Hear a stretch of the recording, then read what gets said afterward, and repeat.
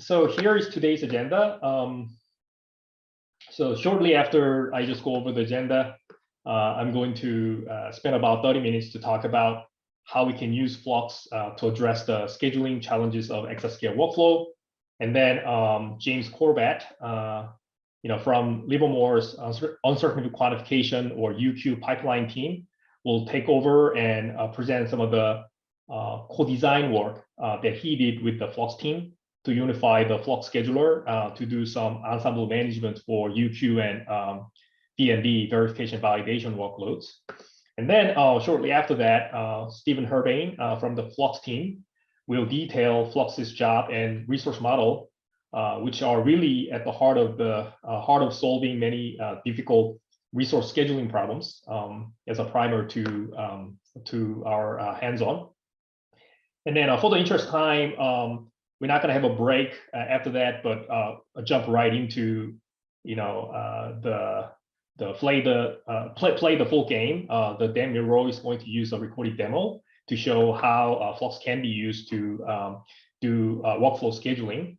And then we'll do a sort of example or a use case driven hands-on session afterwards. And then we're going to use, if I'm not mistaken, Amazon AWS and Jupyter Notebook to drive our examples and use cases so that you can also replicate that. These are hands-on. And then one thing that I note though, we have a couple of breakout rooms available for that exercise. So if you have technical problems, raise your hand and then we can actually take you to a breakout room and then I'll try to solve your problem without having to interrupt the main session here.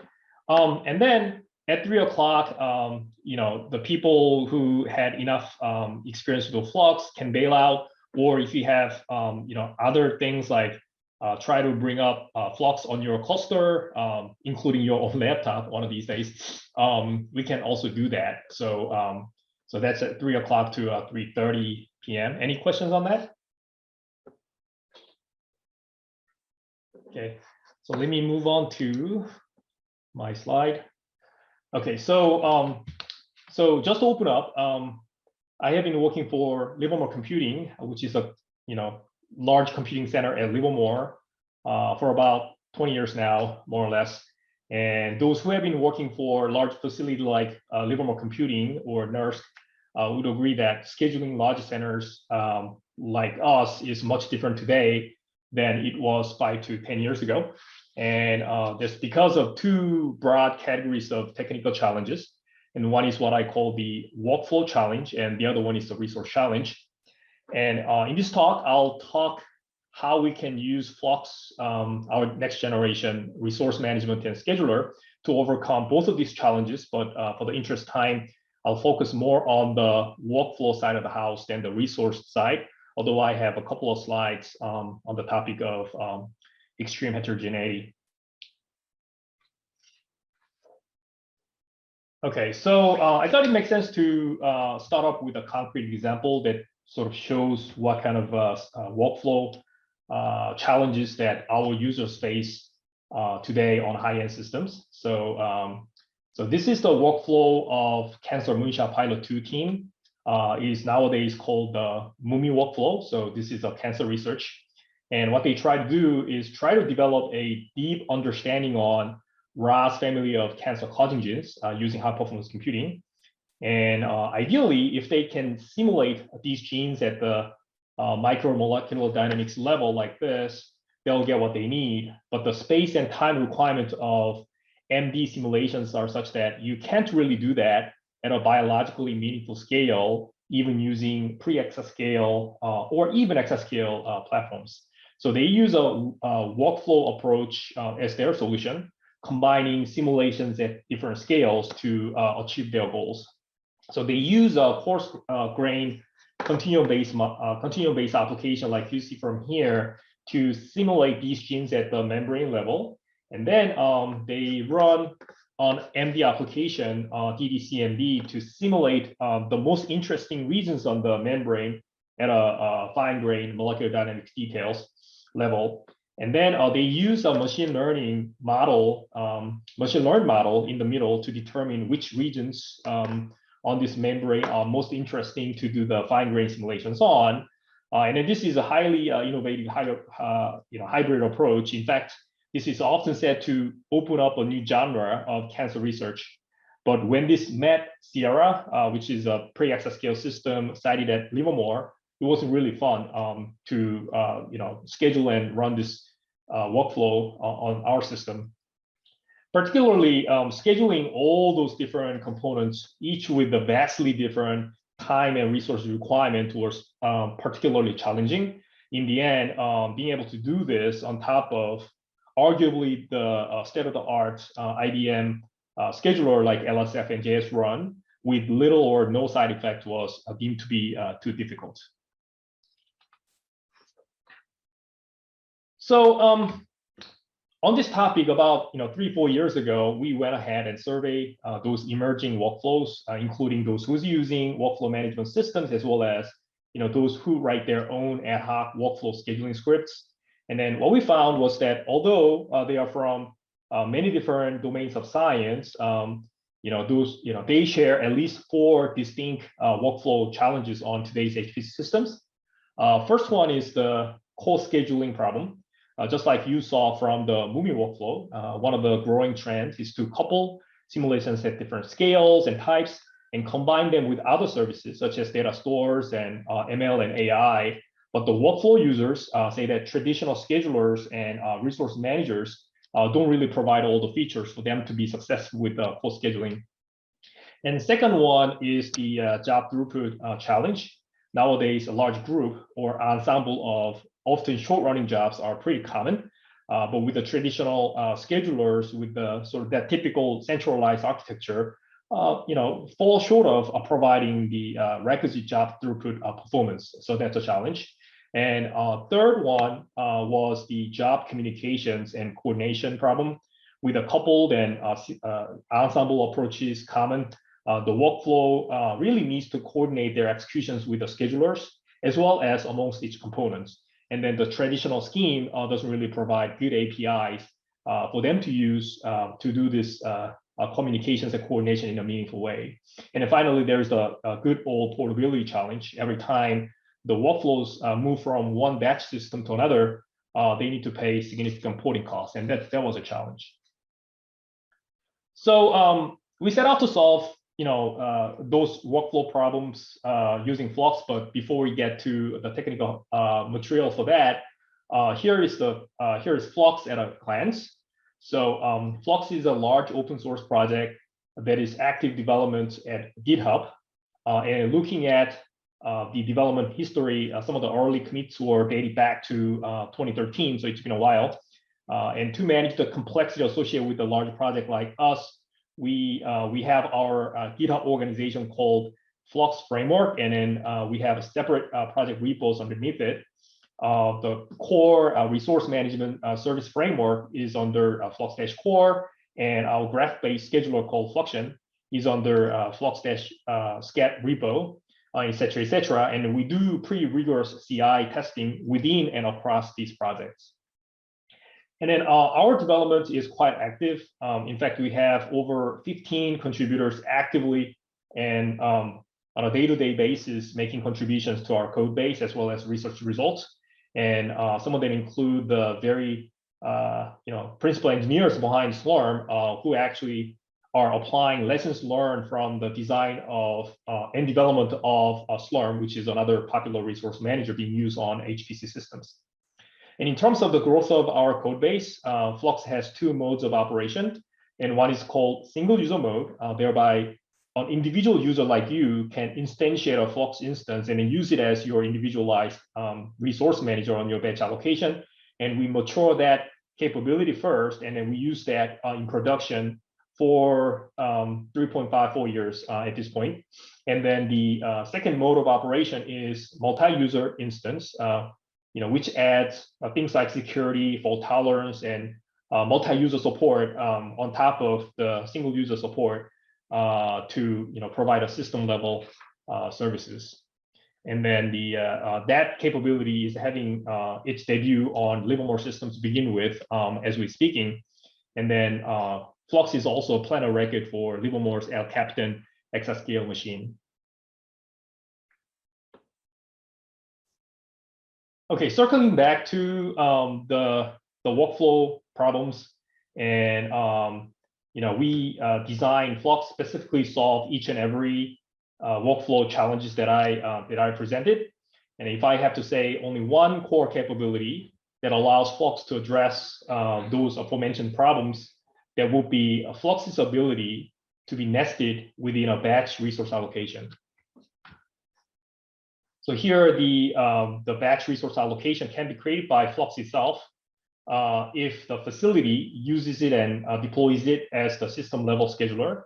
But it can also, the Flux can also be used in combination with other resource managers such as Slurm and LSF. You can create a batch allocation using those resource managers, and then instantiate your personal Flux instance within that location as well. This means users like you don't have to wait until the facility to adopt and deploy Flux as its system solution, which is often time-consuming and considered as a huge endeavor. Once you as a user instantiate a Flux instance, or generally speaking, a hierarchy of Flux instances within a batch allocation, it works as your personal resource manager instance and allow you to specialize and customize the services just tailored to the performance characteristics of your workloads. And the Flux instances also do provide a rich set of well-defined APIs for your workflow to have meaningful interactions and coordination with the Flux. And we call this model fully hierarchical scheduling or fully hierarchical resource management. And Flux is architected specifically to embody this model. And then on the left, you see its architectural diagram. But in the interest of time, I'm going to just highlight only 4 distinct features pertaining to our scheduling problem. So Flux is first one. The Flux is a software framework. And this framework is underpinned by a scalable tree-based communication overlay network. In fact, a Flux instance is a complete instantiation of this overlay network along with the service modules. This gets into our second point, which is that our service modules are more or less written as dynamically loadable modules. They are loaded into the overlay network. And then uses its primitive idioms such as RPC, message, event publication, and subscriptions to provide higher level services in a scalable manner. And then the third point is that each Flux instance can spawn one or more child instances. And each of these child instances is also a complete instantiation of the overlay network plus service modules. And then the fourth point is that the children can easily specialize these services by loading the same modules with completely different parameters, or loading a different modules that implement the same service that allow you to specialize the services as you want it. And then using this diagram, we use 4 distinct techniques to that maps very well to each and every 4 workflow problems that I talked about. For the interest of time, I'm going to just hit on a couple of techniques. The first technique is called scheduler specialization. So when it comes to scheduling policies and policy specialization, the traditional batch schedulers don't offer much here in this space. Each side typically enforces one policy, like very expensive conservative backfill for all jobs, and that's it. They don't support users to use the same scheduler to schedule their task at a finer granularity, let alone change the policy that you can use. By contrast, Flux enables both the system level and user level scheduling under the same infrastructure, meaning the same command you use to and interfaces that you use to submit your batch job will be the interfaces and mechanism that you use to schedule your workflow tasks as well. And then Flux gives users freedom to adapt their scheduling instance quite a bit. So more specifically, they can change queuing policies of their instance. resource match policies, hierarchical policies, so that the scheduling behavior will just tailor to your workload. And here's one example, a very simple example. In this case, the user uses Flux in single user mode under Slurm. You get an allocation from Slurm like this, and you instantiate a Flux instance using Flux Start command along with the Slurm's srun process. And then by the time the srun launches the Flux brokers, this way you get your instance. And then by default, the queuing policy will be first come first serve. But by changing an environment variable like this, you can actually easily change your scheduling queuing policy, especially to easy backfill. So the second technique is essentially a rich set of well-defined APIs. Sort of job-in coupled or ensemble-based simulations often require close coordination and communications with the scheduler, as well as amongst themselves. But traditional CLI-based approach can be very slow and cumbersome, and I've seen just too many ad hoc approaches with too many side effects. For example, having to create many empty files on a parallel file system, such as Luster, just to keep track of state changes of each and every job in an ensemble, for example, which is detrimental not only to application performance, but also the effective use of shared resources such as Luster file systems. Instead, Flux provides well-known APIs. It provides well-known communication primitives such as pub/sub, request replies, and the receive patterns, as well as high-level APIs such as key value store APIs and job APIs, and you name it.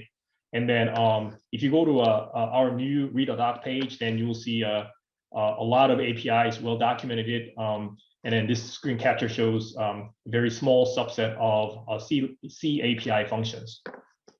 And then our strategy for portability is to provide this API consistently across different platforms. So we judiciously choose what we depend upon. We depend on Linux, and it's just one single HPC specific API, which is in a form of process management interface, PMI.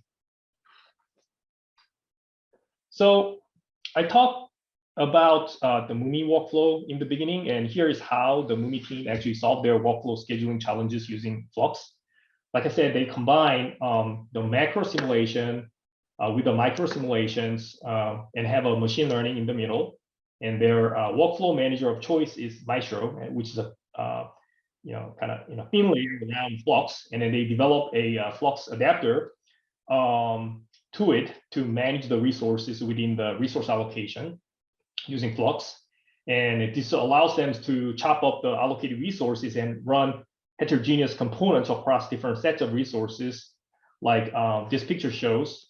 They run, for example, on a 2,000 node allocation, the macro simulations at about 500 nodes, and then using 20 cores per each node, and then run micro simulations across entire set of 20,000 nodes, utilizing each DDCMD map to one GPU with a couple of cores close by, and then online analysis across all of the nodes using a few cores and things like that. So it's quite complex.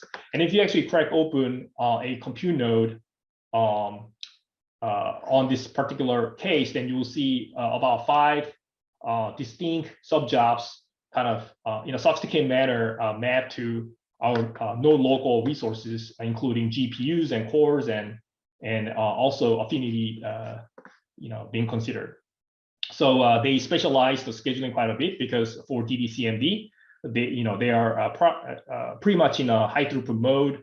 So they adjust queuing policy to be high throughput oriented, like a very fast first come first serve, with queue depth being like 1 or 2, and then use a 2-level hierarchy, at least in the old scheme, to get the throughput they need. And then a match policy also was chosen to allow this kind of layout as well.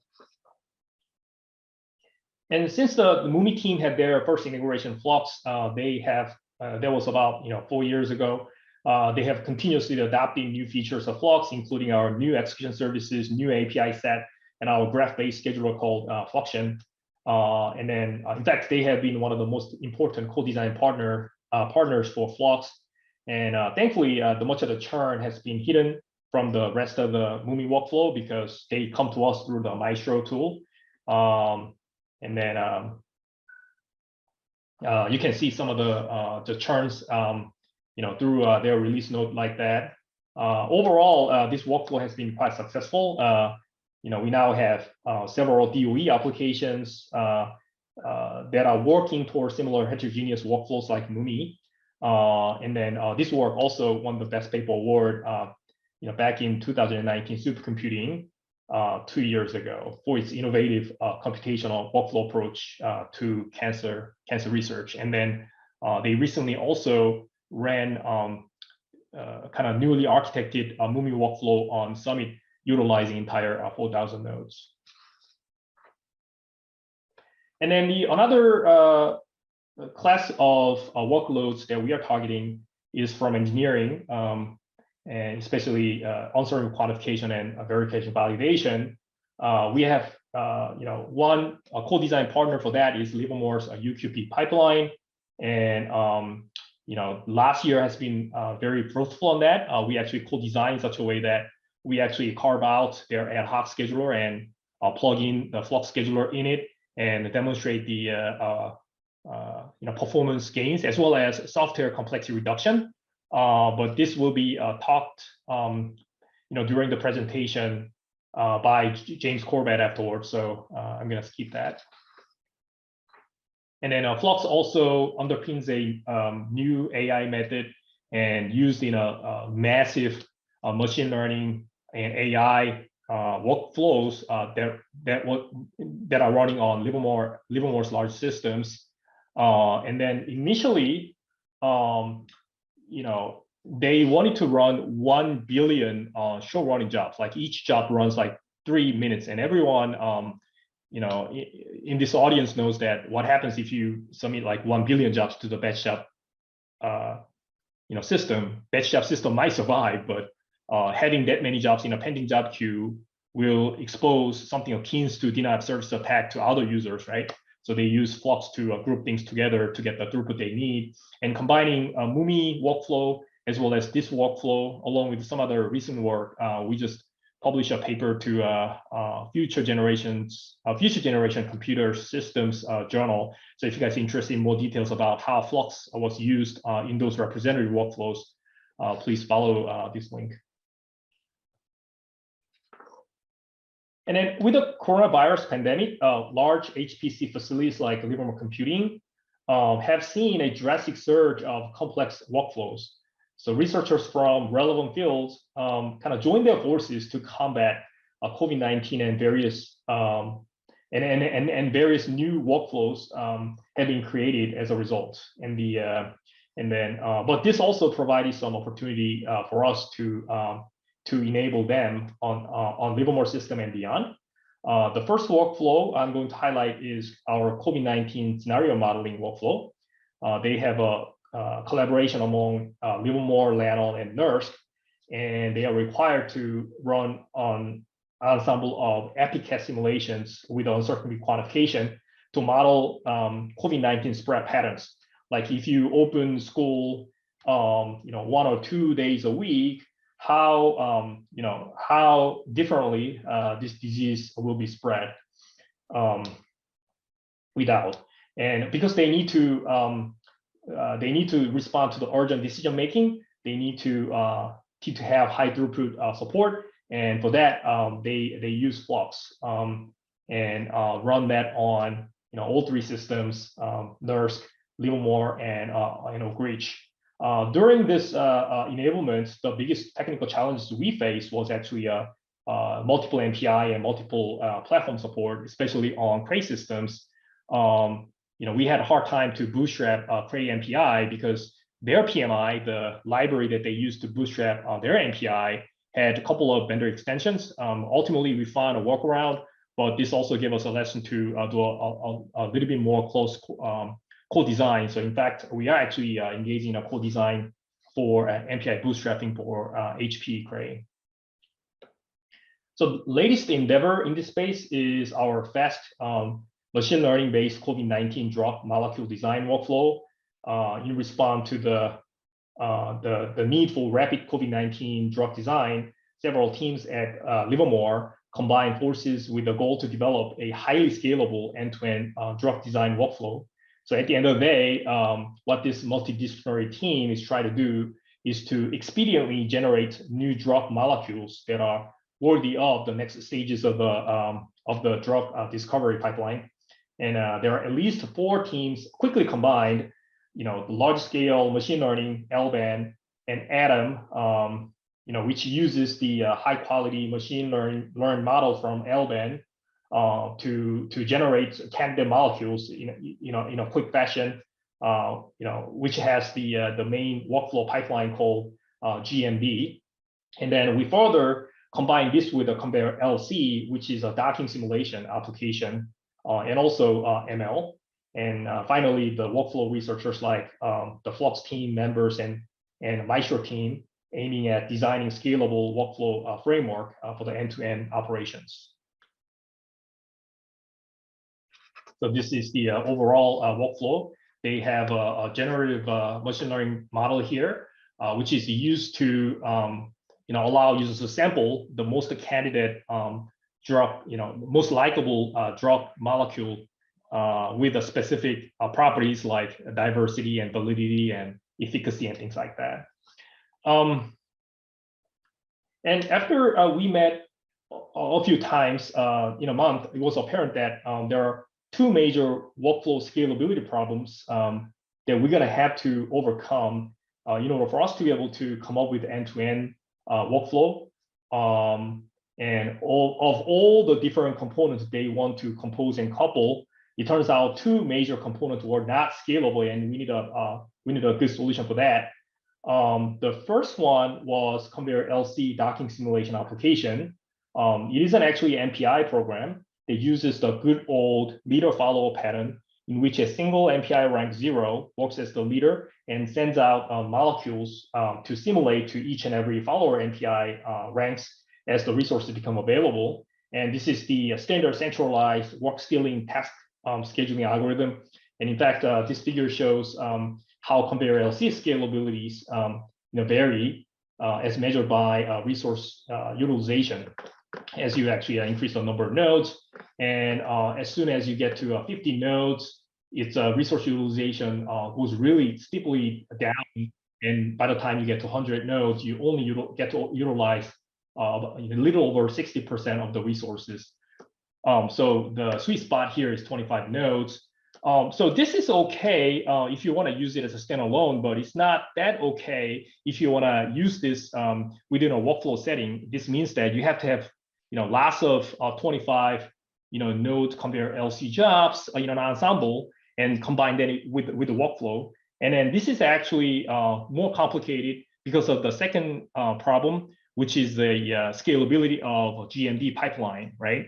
So GMD pipeline, although it's a state of the art, said to never been scaled to more than a few nodes. So when we actually expose these kind of simulations to it, the less the better, right? So somehow you have to create a group of Conveyor LC jobs and show that as a few groups to GMD to overcome the scalability challenges of GMD, right? So that means we need to either create separate workflow or use the infrastructure one such as Flux. So this actually shows how Flux was used to run and group Conveyor LC jobs, like 25 node jobs together, and then run it as an ensemble, utilizing entire Quartz Linux cluster, about 3,000 nodes, and then using that ensemble, we were able to achieve almost like 99% of the resource utilization. Yet we only expose just one unit, right, group of ensemble to GMD, so that GMD can also stay scalable. And then we were able to do that, with a very little changes to the script, which can even show in the screen. So here's sort of the highlight of some of the major workflows that Flux enabled in the past year or so. So Mumi was continued to be successful, and like I said, they actually was able to achieve the scaling run using entire Summit system just just a month ago. And then UQP, we work closely with the team, and what transpired out of this co-design is that they actually were able to componentize the ensemble components from sort of UQP workflow management system and produce a Themis, which is getting a lot of traction from Livermore's UQ and BMD team at this point. And then we engage Exa additive manufacturing team, and this is primarily through our new project engagement, ECP Exaworks, and we were able to integrate Flux into one of the unit workflow they have, and then they were able to demonstrate about 4x job throughput performance improvements with a few line changes in their scripts. So that was quite a successful. And then I already talked about MLSI, the large machine learning, and then thanks to Flux, they were able to demonstrate 100 million short-running jobs. And then COVID-19 scenario and COVID-19 drug design. By the way, the massive machine learning part of this COVID-19 drug design was submitted to the COVID-19 special category of Golden Bell Award at the last year's supercomputing, and that made it into the finalists. So if you're interested in, you can look at the presentation. So what's the next? So working with the users last few years, I realized there are a lot of workflow management software systems out there. Just across the DOE complex, survey shows users use over 100-some tools on there. While each of those tools work very well for the domain, for which these tools are designed, but their effectiveness tend to go down when applied to other domains. Perhaps more importantly, generally speaking, they can't really be layered effectively and leverage one another. And regarding this, Livermore was not an exception. So distinct workflow functionalities are implemented across multiple tools. For example, workflow description is implemented in on-server quantification pipeline and Maestro. The workflow runtime orchestration is implemented across UQP, Maestro, and Marlin. And HPC resource allocation scheduling is implemented in LSF, Flux, and Slurm, and things like that. So over the past few years, there have been some recognition that a more effective workflow ecosystem will be such that users can pick and choose and compose functionalities from multiple tools. For example, users can choose Maestro as the workflow specification because of its user-friendly YAML-based specification, and use Marlin as their runtime workflow orchestration engine, and then use Flux as a portable layer. And then this approach has been quite successful at Livermore, but this approach should not stop at Livermore. It should be adopted more widely. But the key here is, of course, to define the right APIs and methodology to create that allow us to create such a plug-and-play component-based workflow ecosystems. Flux, in this context, recently teamed up with a few other representative workflow management software systems that's being used widely across DOE, with a goal to define the APIs and methodology. And the new project is called the ECP Exaworks, and then we already had our successful breakout yesterday. So without me expounding on its scope, you can actually take a look at the slides if you haven't gone to that breakout, which is available in here. So before how am I doing time in terms? Okay, I'm way over right now. So so Flux uses the graph-based resource modeling to go beyond compute node, compute core based resource representation being used by traditional approach. This will be more discussed during Stephen's presentation, so I'm going to skip that. And then I'm going to just say that this graph-based approach has proven very effective when we engage our Exascale partner, HPE, dealing with other resource types, emerging resource types such as multi-tier storage, their ready systems and whatnot. I think it'll be also touched upon by Stephen's presentation. So so with that, I'm going to stop and turn it over to James. But while we are turning it over, if you have any question, this might be a good time.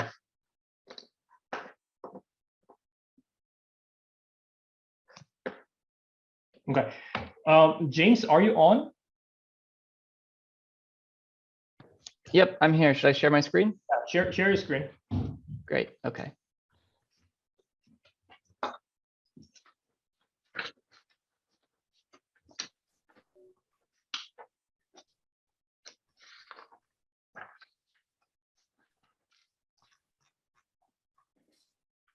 Okay, so there are no questions, Dong?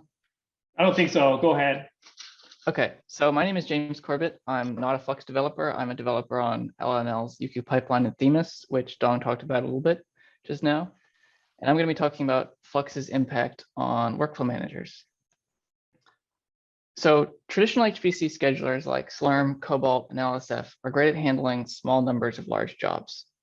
Each job can be submitted as a shell script or a batch script as it's called, and then can be monitored through a command line interface remotely.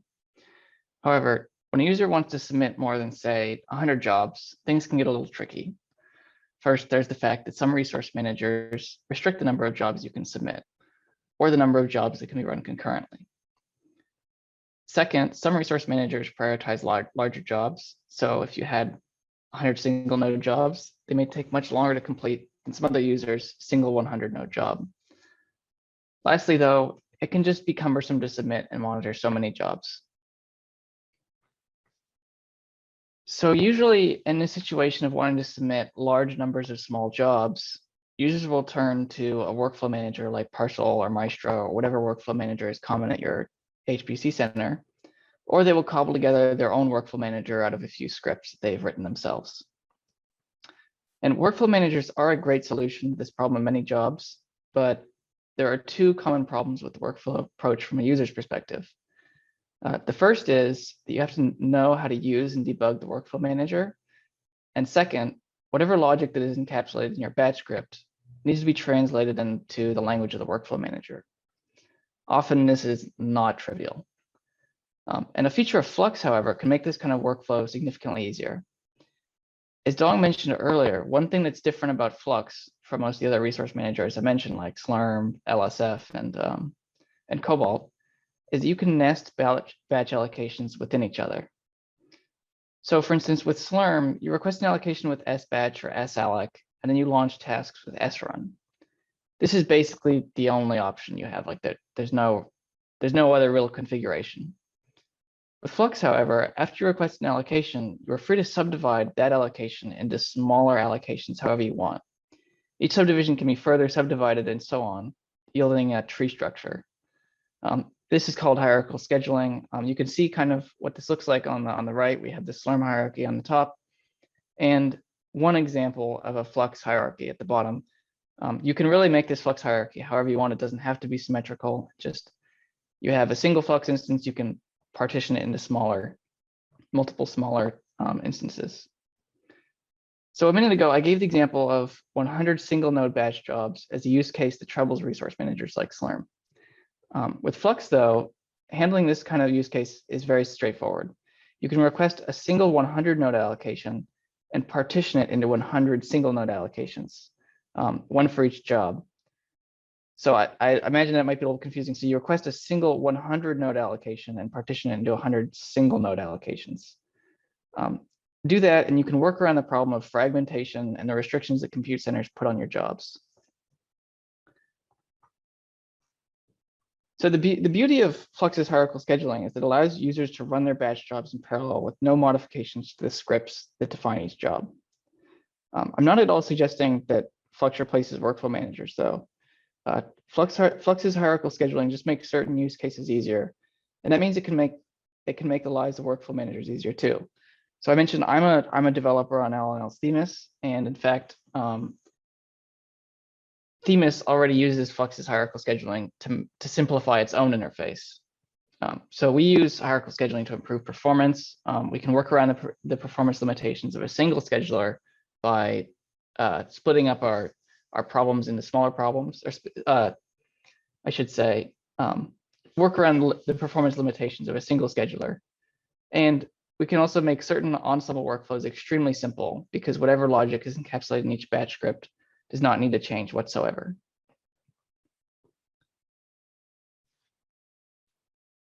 And we've already made an impact. The Themis Flux integration has already made an impact on several LML research projects. So now I actually want to transition to something a little different. I want to talk about how workflow managers will actually interact with Flux. Because this is something that any workflow manager that wants to interact with Flux has to figure out how to actually do it. So Flux currently has 4 interfaces: C, Python, and Lua libraries, and a command line interface. The C library is the primary interface. The others are all wrappers around it. In the world of workflow managers, though, the Python library is very popular since so many workflow managers are written in Python. And I'll be focusing entirely on the Python library. It's what Themis uses. Themis is written in Python. So like the underlying C library, Flux's Python library is built on a callback-heavy event loop model. So for instance, to submit a job and get the job ID, the basic steps are to first call Flux's submit function with the job description and get a future representing the ID of the job. Second, attach a callback to the future. And then third, enter Flux's event loop, and the callback will be triggered when the ID is ready. This model can be a little cumbersome to work with, especially because Flux's event loop is not thread safe, and many Flux objects cannot be shared across threads. So originally, to use Flux's library, many workflow managers were forced to use Flux's much slower synchronous functions, or to build a lot of code on top of Flux, like adding threads of their own, or occasionally polling Flux's event loop for limited periods of time, which is not the way it's intended to be used, and it is kind of an abuse of it. Thankfully, though, there is this new Flux Executor extension to Flux's Python library that can make the integration between Flux and workflow managers much simpler. It provides a thread-safe interface to submitting jobs to Flux and hides the event loop completely. So how it works is you submit a job and get a future that fulfills in the background. For those who are familiar with Python, Flux Executor provides an interface almost identical to the Executor class in Python's concurrent by future standard library.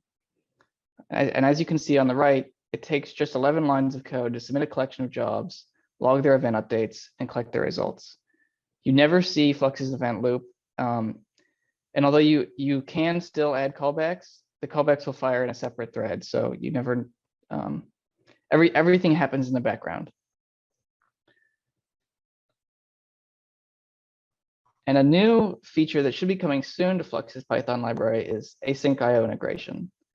For those who aren't familiar, Async Io is a Python standard library for writing concurrent code, especially network IO bound code.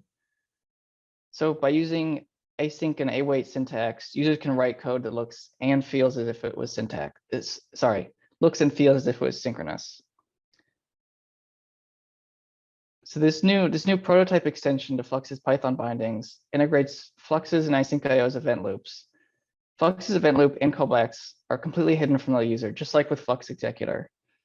On the right, you can see just how simple this new extension makes integrating with Flux. Around 10 lines of code to submit a list of jobs and to wait for event updates. So to summarize, I think Flux is an ideal resource manager to work with for several reasons.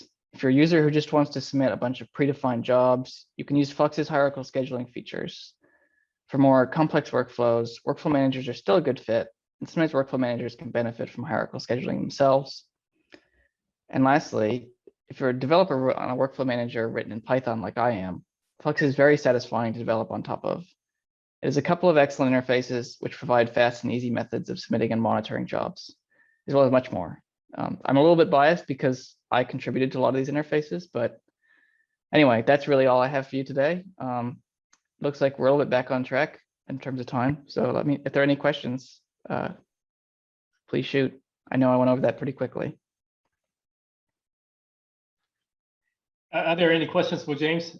James, thank you for the presentation and all the contributions that you made. You said you're biased, but your contributions have been reviewed by many programmers, and be landing into Flux. So we appreciate it.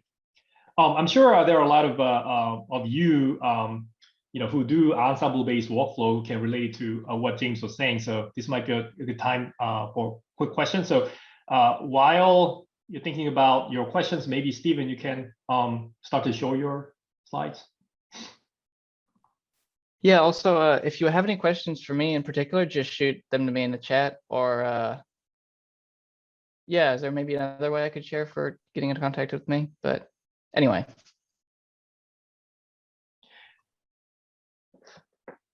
Yeah, we can also be a little bit informal because during the hands-on, we're going to have a breakout sessions. If you have specific problems that any of us can take a look at, we can do it that way. So I guess with that, I think Stephen, this is your turn. Cool. Thanks, James, for that. So Dong and James have talked a lot about workflows and how Flux helps solve a lot of challenges that workloads and workflows have. But Flux is also focused on solving a lot of the complexity and problems that come about through heterogeneous resource types. So we're seeing with HPC the explosion of different types of resources. We've moved beyond the sort of node-centric, core-only focus, and now we're concerned about things like GPUs. We have burst buffers out on the network. We have node local storage. We have I/O and network bandwidth to contend with, and complex network topologies to optimize for, and increasingly more now power as a constraint as well. So traditional RJMS use these sort of node-centric models.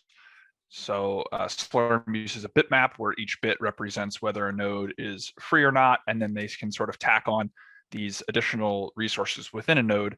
But it becomes really difficult to start to reason about resources that exist outside of a node in Slurm, and it also becomes really hard to reason about how the resources on a node are related.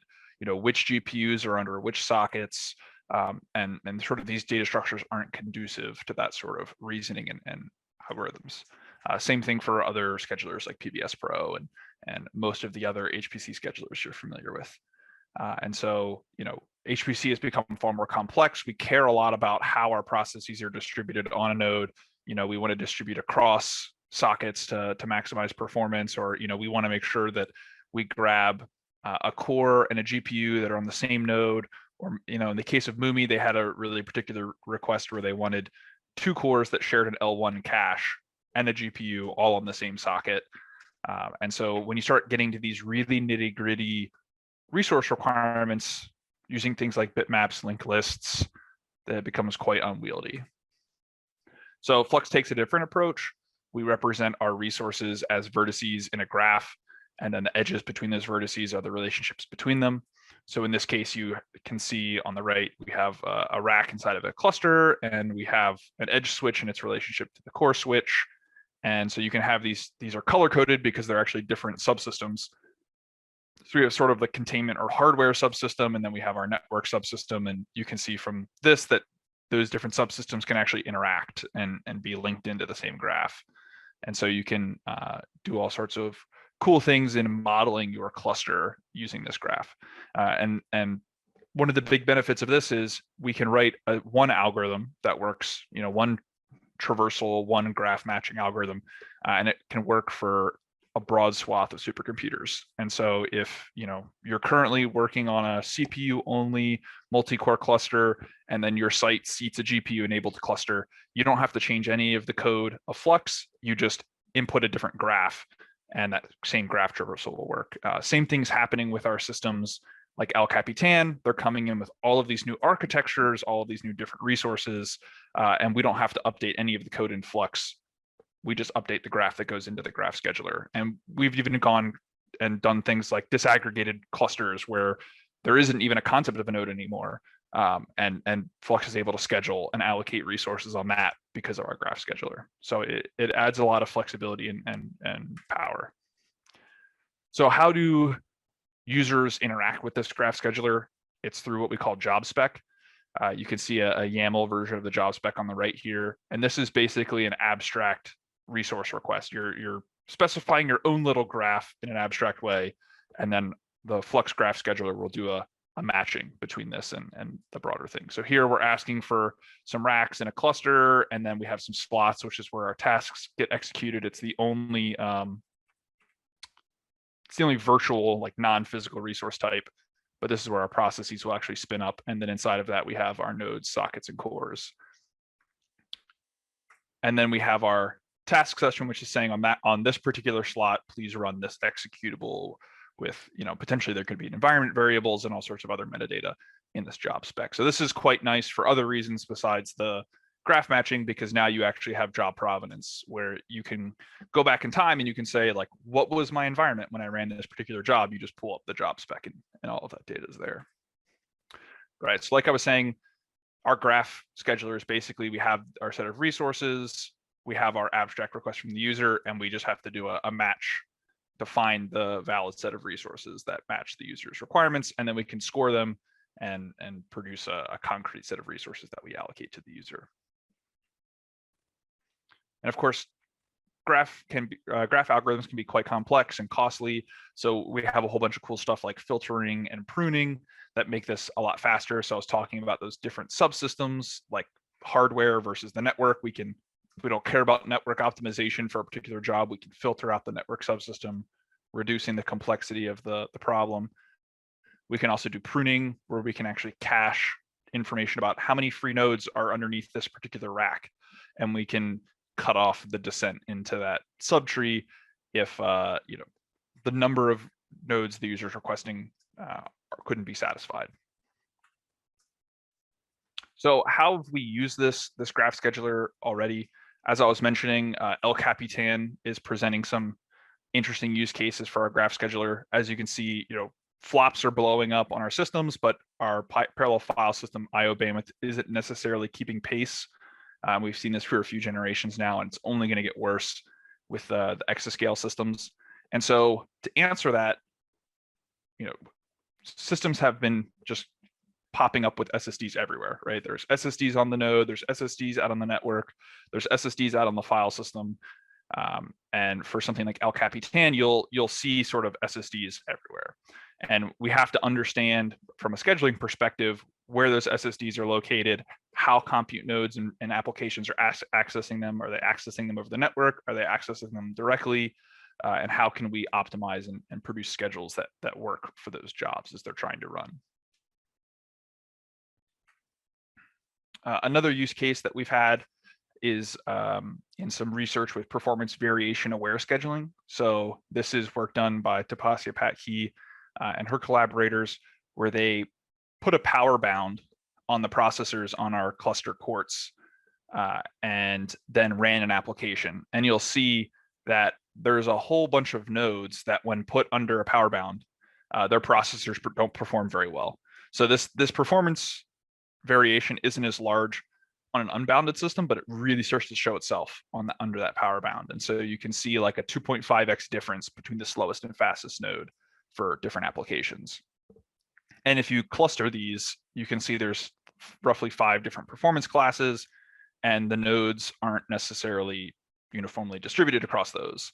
And so if you are an application and you ask for 100 nodes and you get 99 of them in the fastest performance class and you get 1 in the slowest performance class, and you're a bulk synchronous application, well, congrats, your application's now, sort of bottlenecked by that 1 node in that 5th performance class. So how can we solve this from a scheduling perspective? Well, we can take the static effects. So we can capture the deterministic variation. So ignore variation due to temperature and other things that are more dynamic, and just focus on this sort of static mapping. Load that into the scheduler, the graph scheduler, add that metadata to the resource vertices. And then when you go to allocate nodes to a job, try and make them as homogeneous as possible with respect to the performance class. So if you just do this sort of randomly, the difference in performance classes can be quite large. So sometimes you do get allocations. Quite frequently, you get allocations where they're all in the same performance class. But you also do get a lot of allocations where the scenario I described before, you have some nodes in performance class 1 and some nodes in performance class 5. Versus when you switch to our variation aware scheduler and that plugin, now the overwhelming majority of the time, you get allocations where all of the nodes are in the exact same performance class. And so this is something that's really easy to do with Flux. I think it took like 200 lines of code to write that match policy plugin that would provide a preference to the having everything be homogeneous in terms of performance class. So a third use case that we've been exploring in terms of more of a researchy area has been elastic cloud bursting. And graph data structures are very conducive to insertions and removals. And we already have some of this capability with hierarchical scheduling where like a nested Flux instance can ask its parent. We've done experiments with this. Hey, can you give me some resources? And the different hierarchical instances can pass resources around.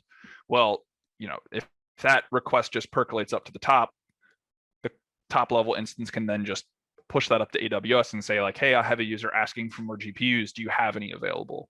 And then if AWS returns back some GPUs, it can insert those resources into its graph and allocate them.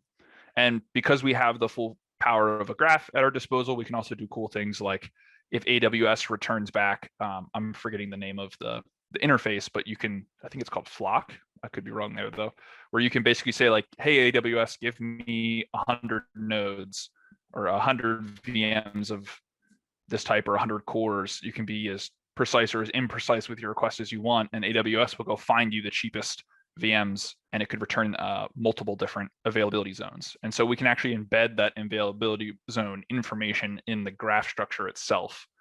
So that way you can do locality-aware scheduling, right? To make sure you don't get VMs from 7 different availability zones.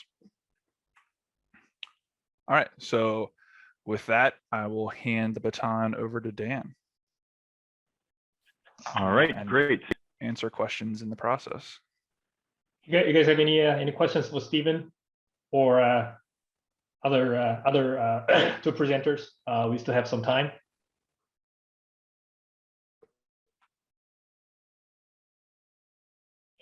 Okay, so by the way, just want to say one thing. So my typical learning style is, by doing things and then having a hands-on, and then hopefully, some of you can relate to that. And I saw an article about one psychology study as to, one of the most effective way to learn a new game is by playing the full game without mastering all the rules. So, we decide to have the, play the full game demo first before we get into the hands-on.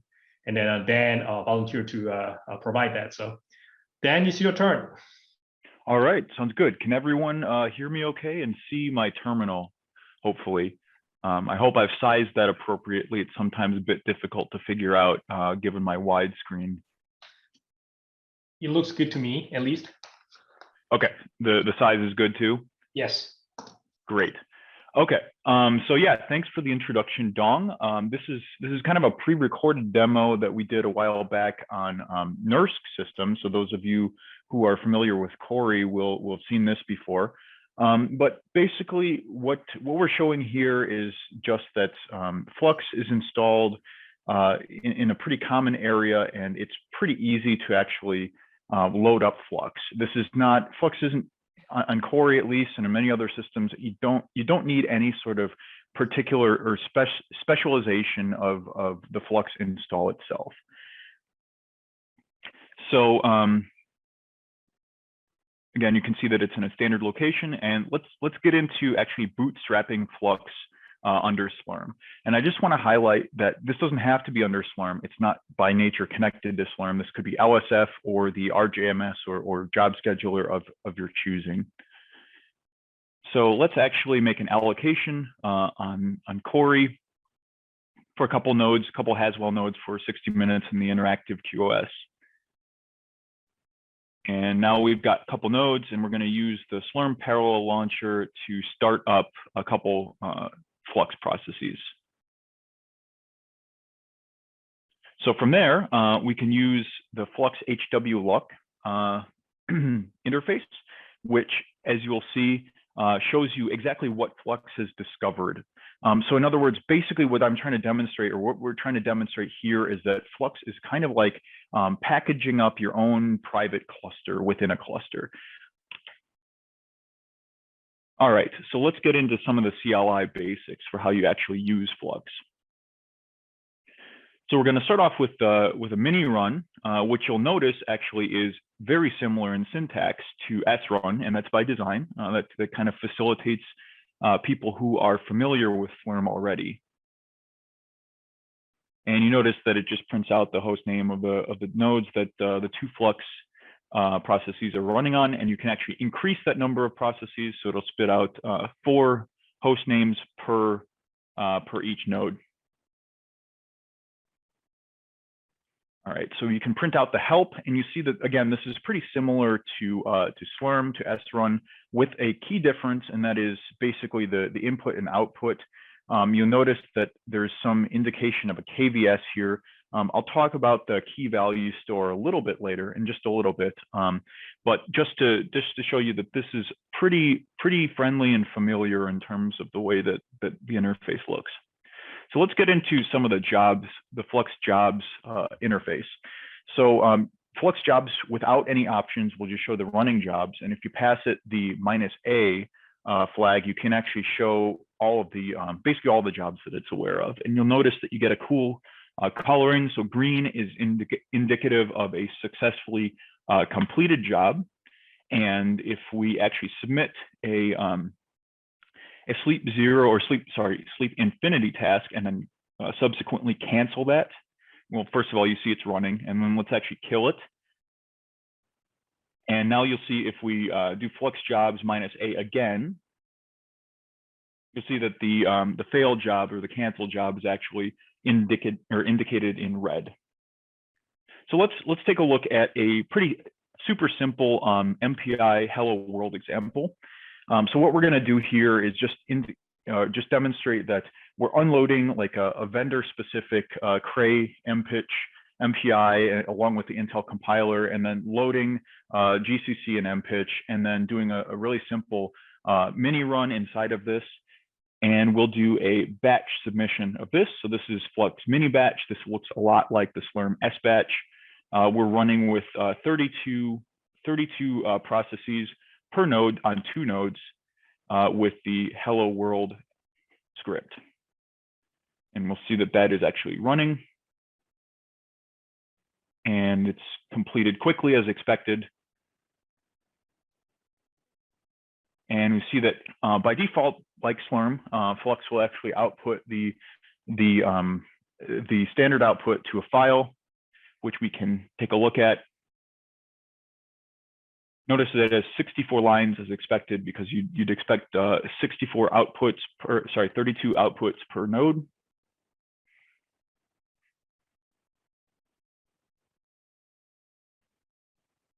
Okay, so let's go under the hood a little bit in terms of the Flux job spec that Stephen mentioned. So this gets into some of the key value stores that I alluded to before. So first we'll do a Flux mini dry run of sleep 0, and then strip out the environment. And you'll see in a second why that's important, because that can get pretty verbose. So we're just doing a sleep 0 task and then piping this to JQ. And the reason why is basically Flux mini run is packaging up this command into a YAML, which then it's converting internally to JSON. And then you can actually spit this out and pretty print this. And you see that you have several keys, resources, tasks, and attributes. And the values correspond to, for example, resources. We see that that in this particular command, we have a slot with 1 core, and then the task itself has registered as sleep 0. And then the attributes, this is where you would see the full environment had we not stripped that out. And you see that it records the current working directory too. So we can modify this a bit, give it some more processes. So now we're running on 2 nodes, or we would be running on 2 nodes had this not been a dry run, with 4 slots each. So this is 8 tasks in total. Each one is sleep 0 again. And we can easily specify GPUs with the G option. So now we have 4 GPUs as well.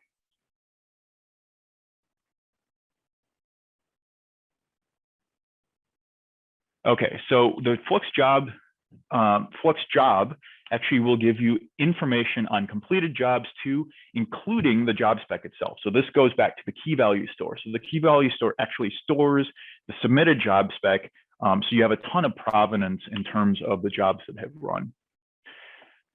So you notice that not only do you have the resources and tasks and attributes,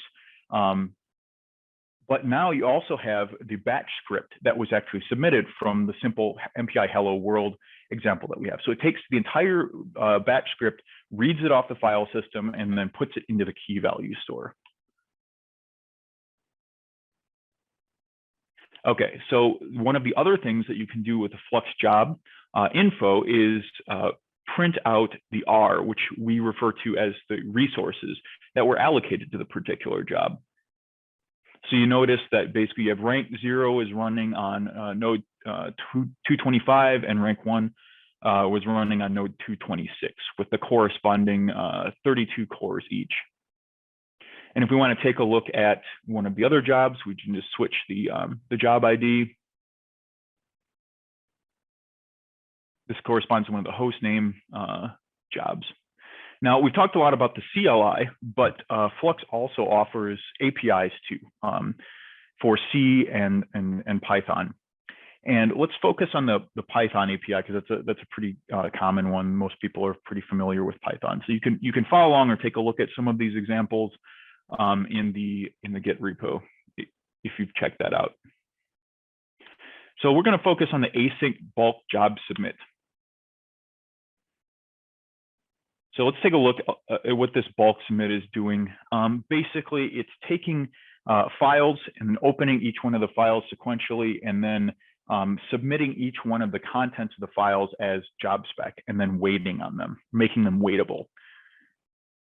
Then it's actually waiting for these jobs to complete sequentially, and then incrementing the counter to check to make sure that you've reached, or I should say, until the counter is less than or equal to the total number of jobs. So we'll create a job spec directory which we're going to populate with simple sleep 0 command in JSON. And we'll duplicate that 511 times. So we have 512 total jobs, and then pass that to the bulk submit with a glob. And you notice that it's submitting the jobs. We get a cool progress bar that indicates the percentage and also the number of jobs per second, so the throughput. And I think we reach approximately 20 jobs per second. This. Okay, so Dong talked a little bit about scheduler specialization, and I'm going to give you some examples of this. So let's start off by doing a Flux Mini submit, and we're going to ask for one node with 32 cores, and we'll do a sleep 1 hour. Then we can submit, first we'll notice that that's running, and then we can actually submit another job that's similar with 2 nodes, allocating 32 cores each. And then notice that one is pending as expected. But now we're going to submit a third job that just requires 1 node and 32 cores, and this is just sleep 1 minute. And notice that this one is pending as well. And the reason why is that because by default, we have first come, first serve being used here. So if we want to change that, the modular design of Flux comes into play here. You can see the different modules that compose the Flux framework. And we're actually going to dynamically unload the Sched Fluxion queue manager. And we will reload it, specifying new options. And you'll see that we're going to change the queue policy to be easy backfilling.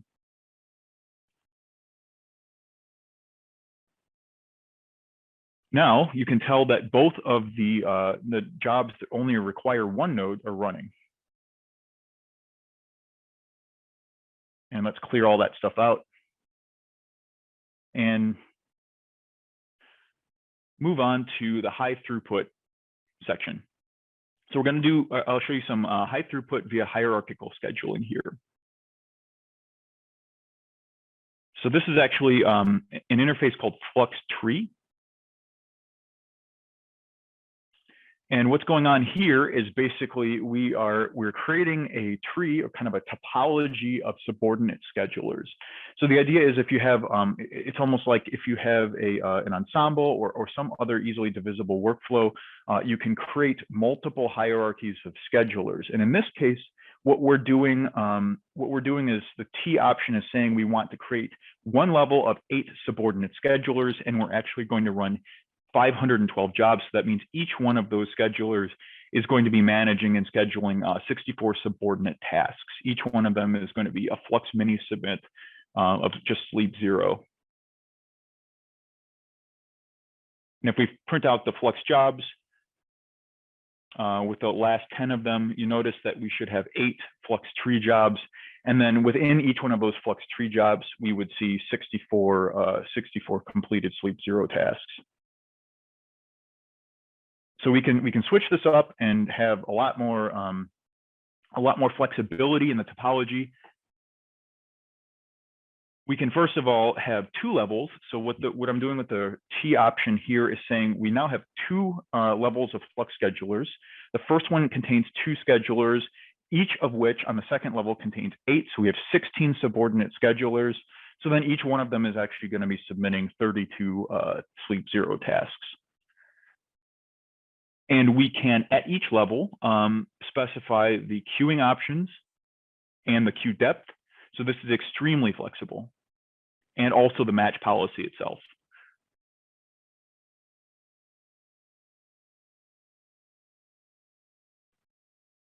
Now, one of the other super cool things is that we can specify the queuing policy at each level.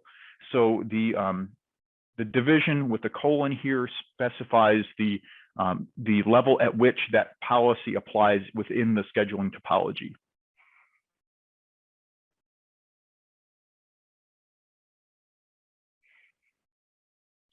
All right, well, that is the demo. I can take any questions at this point.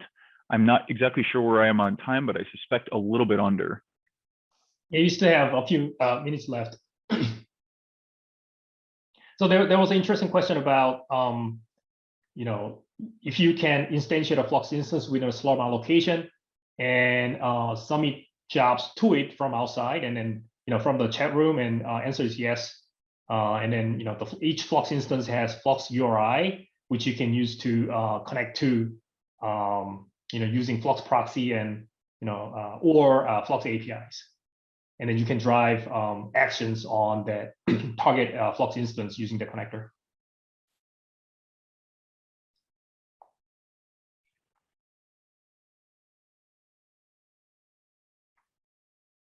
All right, I guess Stephen, yeah, you're on top of it already.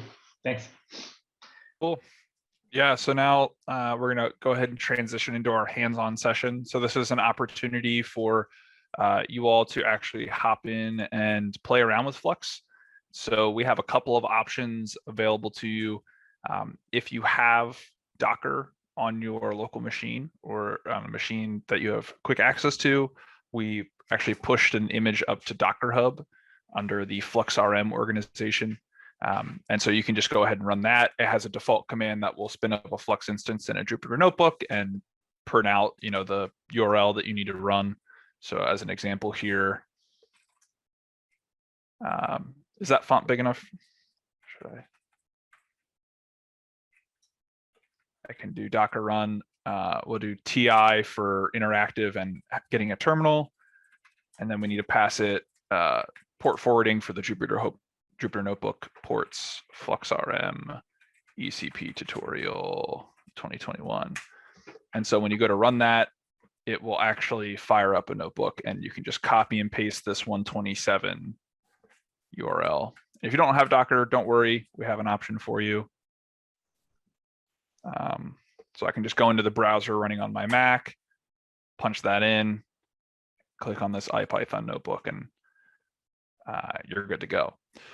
If you don't have access to Docker, and let me copy and paste this command into the chat to make it easier for you.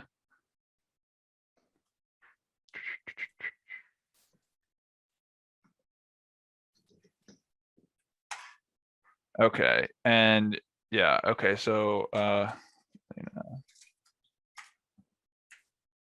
If you don't have access to Docker, then you can just do SSH ECP user at ecp-x.herbine.dev, and X there should just be a unique value. So just like ping chat, the values that we have up are 1 through 10. We just want to make sure that we don't end up with 2 attendees on the same instance. They're pretty slow as it is. They're like the micro instances. So just want to reduce contention there, and I can paste that. And the password on that, if you're using the EC2 instances for both the instance and the Jupyter Notebook, is 2021 Flux ECP. So I can also demo that. SSH ECP user at ECP. I'll do the 10.1 Herbine.net, or no, sorry, .dev. Yes, and then 2021 Flux ECP. That should get you in here, and then you can just do launch Jupyter.sh, and that will grab the public URL for you of the AWS instance. So use that one, not what the thing spits out later down there. If you paste that in, you'll get a password prompt, and you can do 2021 Flux ECP, and you'll get in, and you can launch the same notebook. So either way, you get the exact same notebook, exact same environment. It just depends on whether you have access to Docker or not. So I will exit out of that instance and just continue running locally.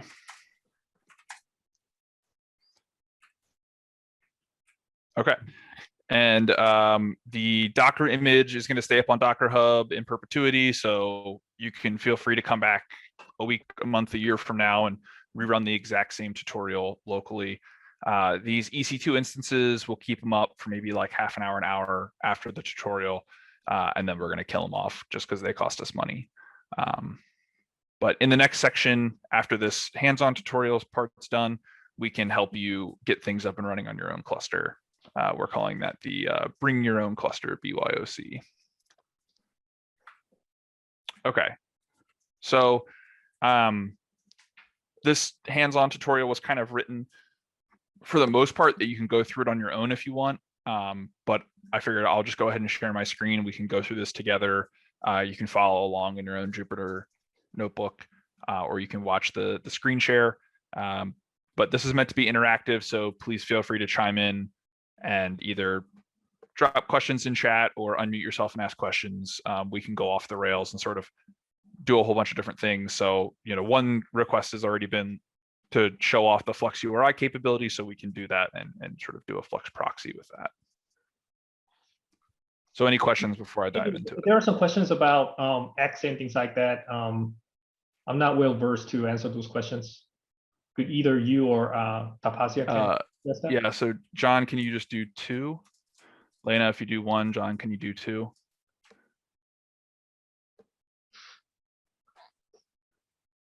And yeah, Lena, you could save it if you wanted to, but yeah, as Tapasya points out, it's up on GitHub. You guys can also, like, if you guys want to self-organize, like if someone just wants to post like, hey, I'm taking number 3, please don't take it, go for it. Okay, so yeah, all of this stuff, Dan's pointing out the tutorials repo has this exact Jupyter notebook with the slides.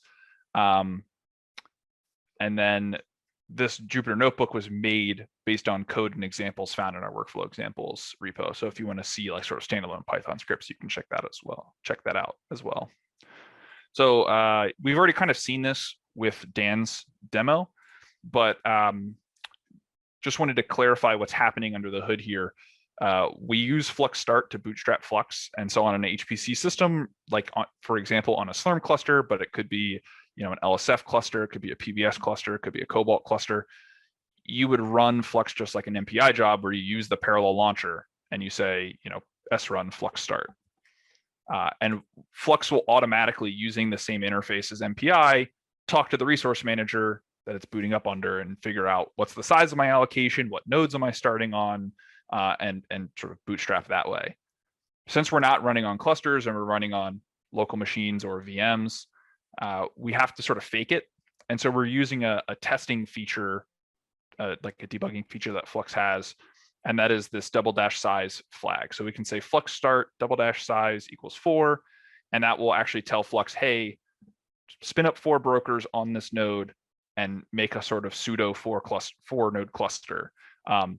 You shouldn't ever pass size if you're running Flux in production. Just let sort of the bootstrapping process take care of it with your parallel launcher.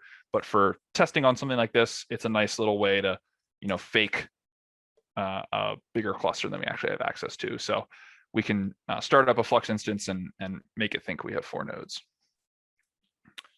So now that we have our Flux, and just to note, this is just a demo. This instance isn't actually the one that we're talking to. When you ran the Docker image, what happened was it said Flux Start Jupyter Notebook. And so this whole Jupyter Notebook is running inside of a Flux instance. So all these commands just sort of magically work because we're running inside of that. And I can actually, if I insert a cell, what I can do is I can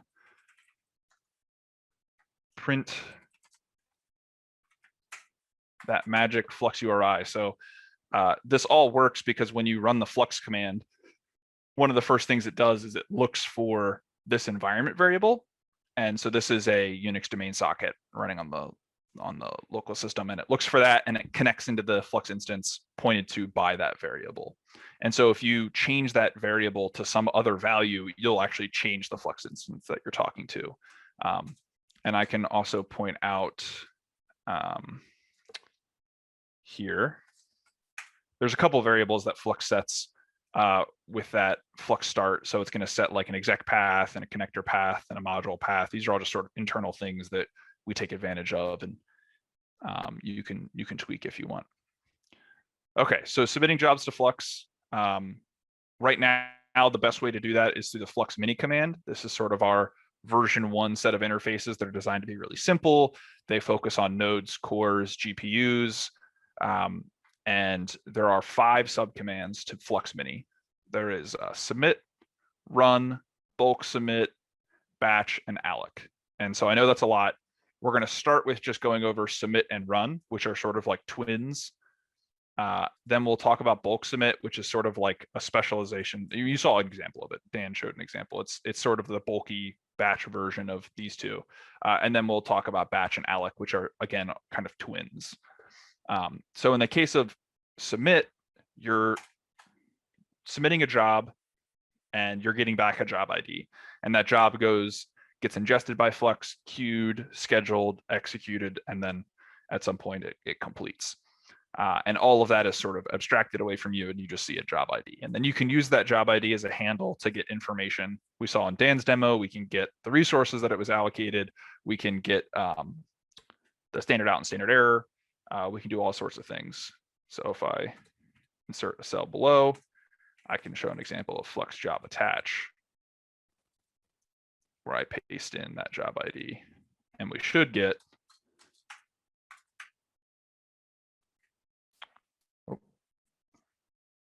the exclamation mark. Yep, so that's the host name. So we're able to attach to the job after it's run and pull the standard out and standard error out of our key value store. Flux Mini Run starts out the same way as Flux Mini Submit, but the difference is it doesn't print out the job ID. It actually attaches to the job using that Flux Job Attach command and prints out the standard out and standard error to the terminal, and then exits with the same exit code as the job. And so if we do a mini run of bin false, we're going to get that it exited with exit code 1. So really just the only difference comes down to, do you want to submit stuff off in the background and store away the job IDs for later, or do you want to run one thing and block and wait for it to complete? They also come with a lot of flags. Dan showed this help message earlier. We can ask for more tasks to be run. We can ask that each line of output to standard out and standard error get prefixed with the rank. We can set a time limit. We can manipulate the environment. We can remove things, add things, and we can list out the full set of things. We can change the urgency. We can set a job name. We can set attributes in the job spec. We can redirect standard out and standard error to a file. We can ask for GPUs. There's a whole slew of various flags we can pass to control the behavior there. And so then the third subcommand is bulk submit. And you can, depending on the flags you pass it, you can make it behave more like Flux Mini Submit or more like Flux Mini Run. But the idea here is that it's designed for executing the same thing over and over again. And it leverages syntax from GNU's Parallel. So if you've never used GNU Parallel, I highly recommend you check it out. It's pretty great. It's like Xargs on steroids, and Flux Mini Bulk Submit is like GNU Parallel on steroids, for HPC. So we can tell Bulk Submit we want to watch, which means we want to see the standard out and standard error of the jobs as they're running. We want to wait, so we want it to block until all the jobs are completed. And so with these two flags, we're making it do essentially what Flux Mini Run does. And then this is where the GNU Parallel syntax comes in. We want to run the echo command with a set of arguments, and then there's this triple colon. And so this is going to run one job for each one of these arguments. So if I run this, it'll do foo baz bar. And if you're familiar with GNU Parallel, you can do stuff like this, where it's like Ringo, Paul, George. And it'll actually do the, I think I need to put the second one there. I'm blanking on the syntax here. Either way, there should, I'm blanking on the syntax, but there should be a way to get that second argument, and it basically does the cross product of these two sets of arguments and runs all of them. Okay, is the Unicode italic F in job IDs completely synonymous with regular F for Flux, so I can type in job IDs without having to pull up a Unicode keyboard or copy paste? Yeah, you should be able to, if I go back here and drop the fancy F, yeah, a normal ASCII F will work as well.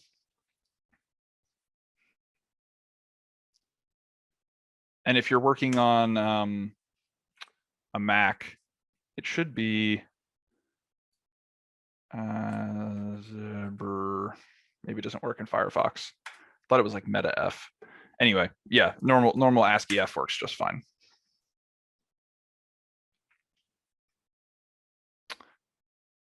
Okay, so we've shown a bunch of single node, single core jobs that we've submitted now, but we can also submit multiple heterogeneous jobs, and Flux will co-schedule them while also ensuring there's no oversubscription. Unfortunately for this tutorial, we can't necessarily assume that the host you're running on has multiple cores. So the examples provided here just control the number of nodes, because we know we have at least 4 nodes with 1 core. But if you are running on your local machine like I am, you probably have more than 1 core, and so you can play around with varying the cores per task option. So I could set cores per task on that second one to be 2. And then we can run Flux jobs to see our 2 different applications.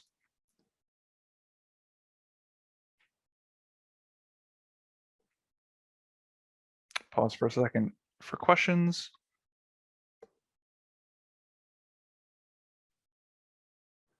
Okay, so since these are both sleep infinite jobs disguised as simulation and analysis jobs, they're never going to die. So let's go ahead and kill all those off, relist out our jobs to make sure they're dead. And now we can get into the final two subcommands of Flux Mini. So we talked about submit and run, basically async versus sync. We talked about bulk submit. And now we're going to talk about batch and alloc, which are the nested versions of submission. So Flux Mini Batch is going to let you easily create a nested Flux instance. When you invoke Flux Mini Batch, Flux is going to take all the arguments you pass to it and use those to get a resource allocation. So in this case, we're asking for 2 slots with 1 core per slot and 2 nodes. So it'll go off and find you 2 nodes and 2 cores. And then on those 2 nodes and 2 cores, it will instantiate a nested Flux instance. And then it's going to take this batch script and invoke that on rank 0 of the nested instance. And so you can then, inside that batch script, have Flux Mini runs and Flux Mini submits so that you can bootstrap MPI applications or other parallel runtimes. But the cool thing is you can also have more Flux Mini batches inside of that batch script. So in the case of something like Slurm, you can S batch a batch script and you can have S runs inside of it, but you can't necessarily, like, you can't like S batch from within a batch script. If you do, it just gets sent up to the top level, requeued, and it's not guaranteed to run right away. It's not going to run on your existing allocation. If you try and S run with inside of an S run, nasty things happen. Flux lets you sort of do this thing, this nesting arbitrarily, which is great for the examples that James was talking about, where you might develop your batch script to work where you can run your simulation, like you set things up, you do your parallel launch, and then you tear things down. So you have your nice little batch script for doing that. And then you want to automate running 100 of those. Well, you can't wrap that in a batch script because you only have 2 layers of parallelism with traditional schedulers. So we can do an example here, but we'll fire these off. And the contents of sleep batch here are listing out the resources that were allocated to the nested instance and then running 2 jobs underneath of it. And so because these jobs are asking for 2 cores, 2 tasks across 2 nodes, that is the exact set of resources that was given to the nested instance. So these are going to run back to back within each instance. And we can, if I copy and paste one of these,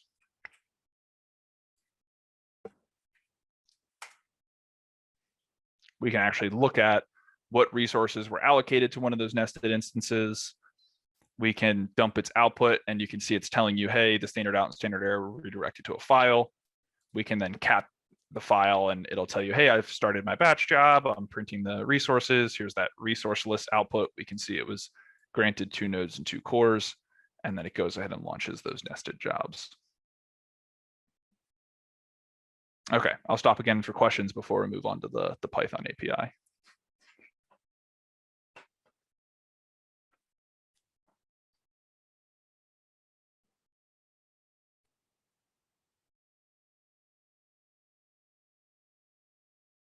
Okay, so we have the CLI. We've covered all 5 ways of using Flux Mini, but you can also submit directly using Python. So we can go ahead and import some stuff, in particular Flux, the job spec, and the job ID classes. And now we can call flux.flux to connect into a running Flux instance. And so here's where that Flux URI comes in. If we just do this, it's just going to look at the environment variable and use that. You can actually say something like this.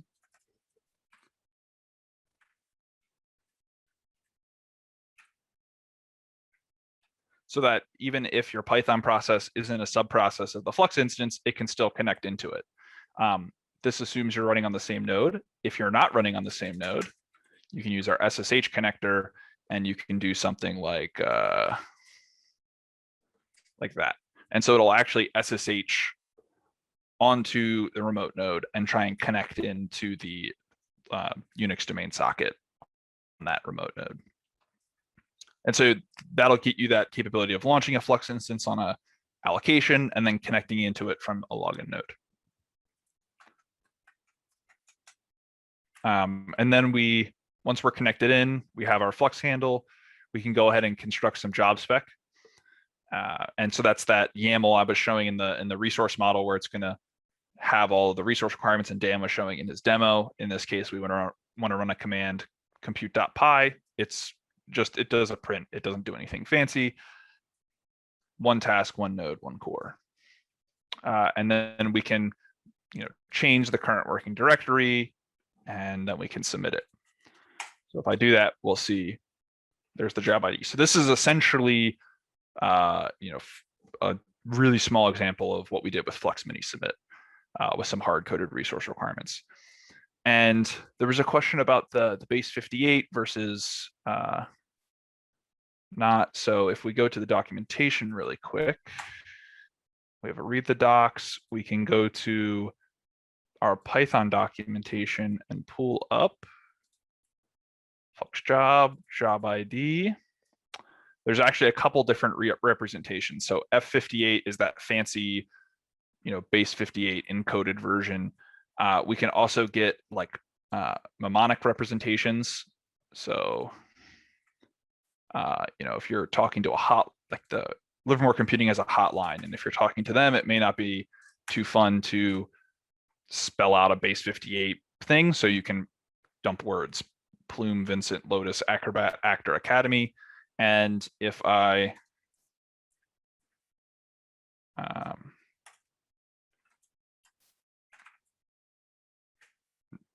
all of the CLIs should take, I haven't tested this, so watch this be the one CLI that doesn't take this. Yeah, so they work for all the different forms. You can do the same thing if you want like the decimal representation, and there was a couple other ones in there. So we can print out our jobs, and I've submitted a couple of them by accident in that demo, but we can see them running. And under the hood, if we take that job spec object, we can call dumps on it. That just passes through to JSON dumps, and we can pretty print it with indent too. And you can see the exact same thing that Dan was showing in his demo: the resource section, the task section, the attributes. It's all right there. That's what gets serialized and sent as an RPC to Flux to get ingested, validated, queued, scheduled, executed. And then we can reproduce our previous example of multiple heterogeneous jobs that get co-scheduled by creating a different job spec and submitting it off, and creating yet a third job spec and submitting it off, and printing out those job IDs. And now we should see a whole slew of different jobs running. Okay, so let me go ahead and kill off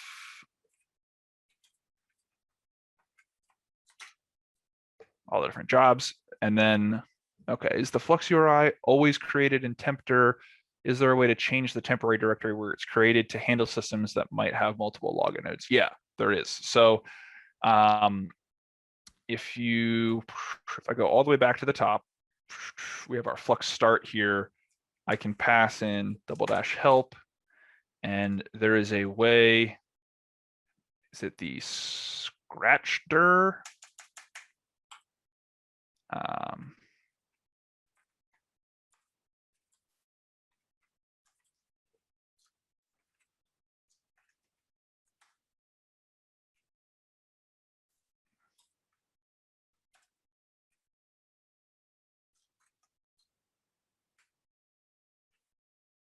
Oh, what is the oh, I think it's get adder local URI. Yeah, so in the case of you're debugging locally and you say --size, you can pass -D and you can force it into a particular directory. The way you would do it if you're doing like an S run, I think it's a broker option.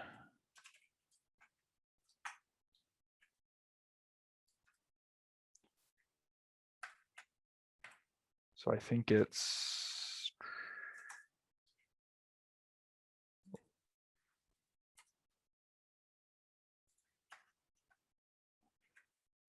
this, and then it's there's an attribute you can set. So later on we'll get into attributes and what they are, but you can set the rundir. Where is it? A rundir, there it is.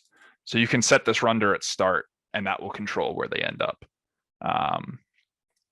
So you can do Flux Start -o-s rundir equals temp foo. Yeah. So that's the magic incantation to basically tell it, hey, here's the rundir I want you to use, and then it'll create that in there. I think the rundir will also control where the SQLite database ends up, which is sort of like our persistent backing to our key value store.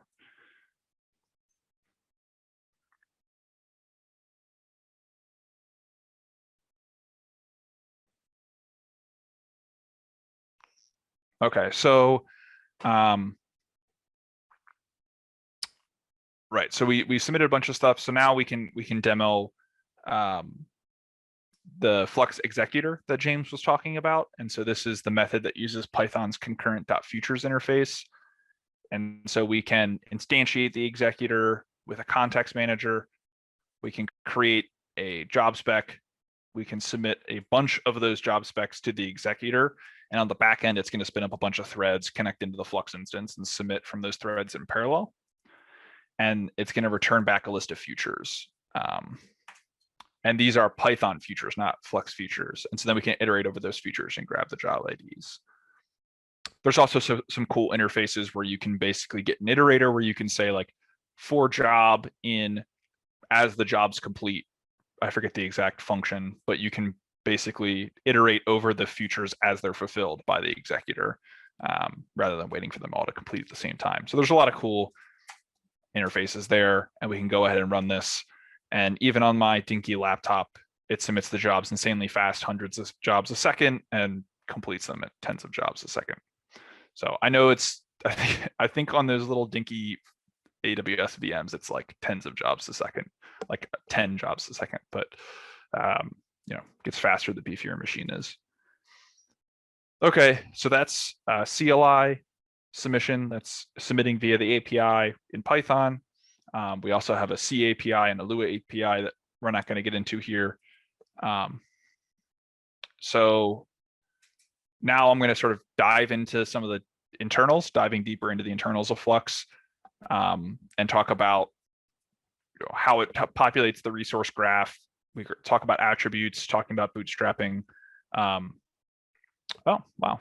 That is a lot faster than I experienced.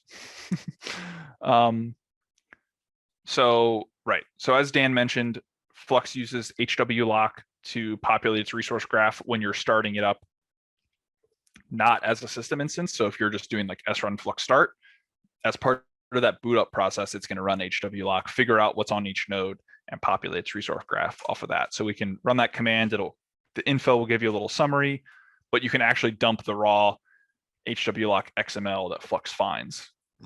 But Flux isn't always bootstrapped in that way. If you're booting it up as a system instance that was set up by site administrators, like in the multi-user case, it's going to be booted up with a static input file that defines the resources on the cluster.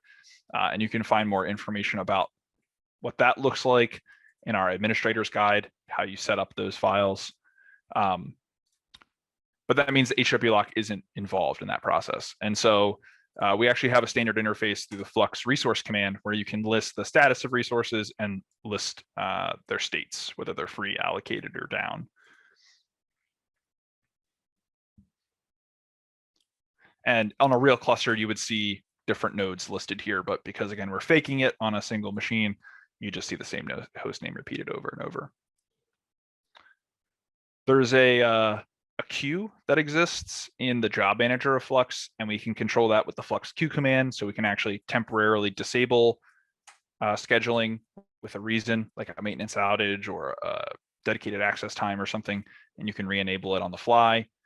You could also start and stop sending jobs to the scheduler in case you want to swap out the scheduler like Dan showed. You can stop the scheduling. Jobs will queue up in the queue and the scheduler will eventually drain out, and then you can swap out the scheduler. Or there's also these commands drain and idle, which will block until the queue becomes empty or idle. And so if you're running at a workflow level, like just a single user, you can submit a bunch of jobs and then say Flux queue drain and just wait, and that will block until your workflow is done. And then that can be your signal that everything is okay to shut down. And so we already kind of got into this a little bit with the URI and poking around earlier, but Flux has these attributes that it instantiates on startup from config files and compiled in defaults. And you can access these with git adder, or you can list them all with ls adder, and you can even set a lot of them. Some of them can only be set at boot time, like that rundir. I think you can change it at runtime, but it doesn't do anything. But there are things you can change at runtime, like the level that you're logging to standard error at. You can change that dynamically on the fly.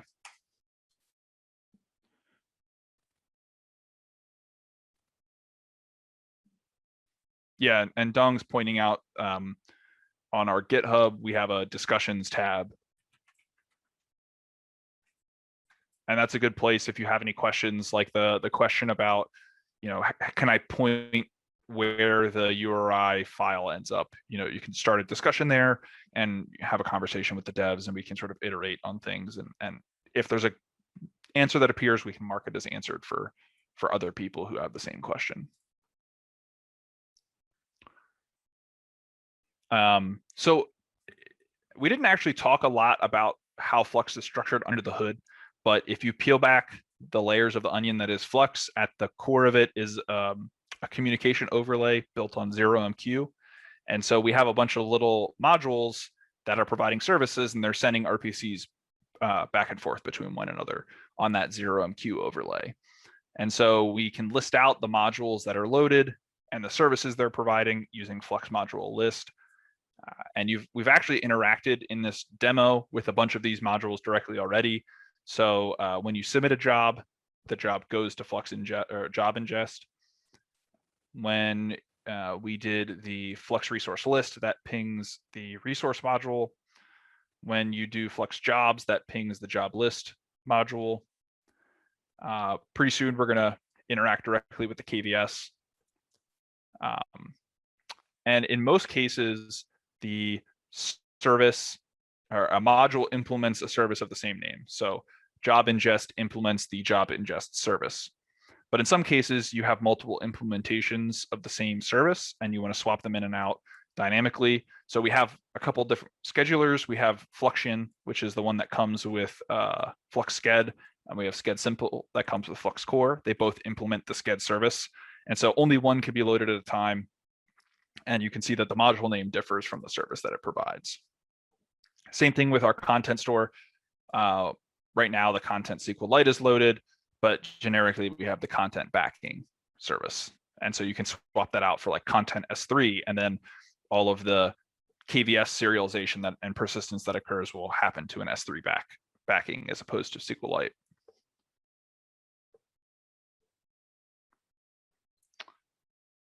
So Dan actually showed this in his demo, but we can unload the Fluxion scheduler, which is broken up into two modules, the queue manager and the resource graph.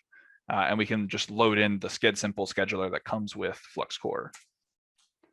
And so when we reload it and we relist the modules, we can see Sched Simple here implementing the Sched service as opposed to queue manager.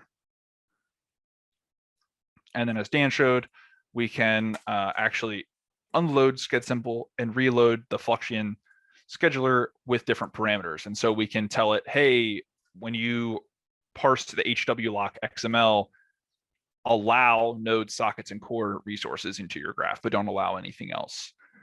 If you maybe wanted to improve throughput slightly, you could get rid of the socket. If you are on a GPU enabled cluster, you can add GPUs.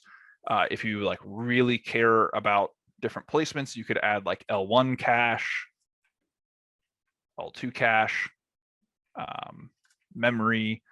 So you can control the exact amount of resources that end up in your resource graph and sort of do a pre-filtering by reducing the number if you want the higher performance. And same thing on the queue manager, you can control the queue depth and the algorithm that it runs with, all by just reloading the module. So let me actually get rid of those. And then we've talked a lot about the key value store that underlies Flux, since that's one of the other key components of Flux.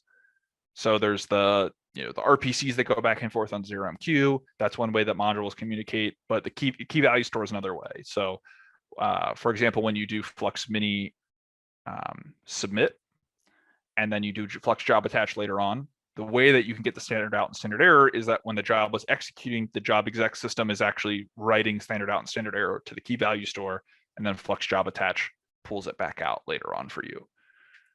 And as Dan showed, there's a lot of job provenance information there, including the resource set allocated to jobs. There's also, I can show you the other cool thing is you see here the event log. So we can do Flux job event log And let me just grab one of the jobs that ran previously. A job ID. For each job, there's this sort of atomic append only event log. Oh, sorry, this should be Flux Job Info event log, like that. And it's not Python, it's a bash command.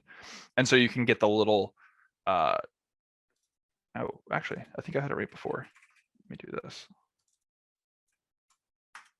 Yeah, there's the nicer human readable version. So you get a timestamp along with the event that occurred and any metadata associated with it. So it was submitted at a certain time, moved to the depend state, priority, allocation, starting, finishing, releasing, and then at some point it eventually was completed.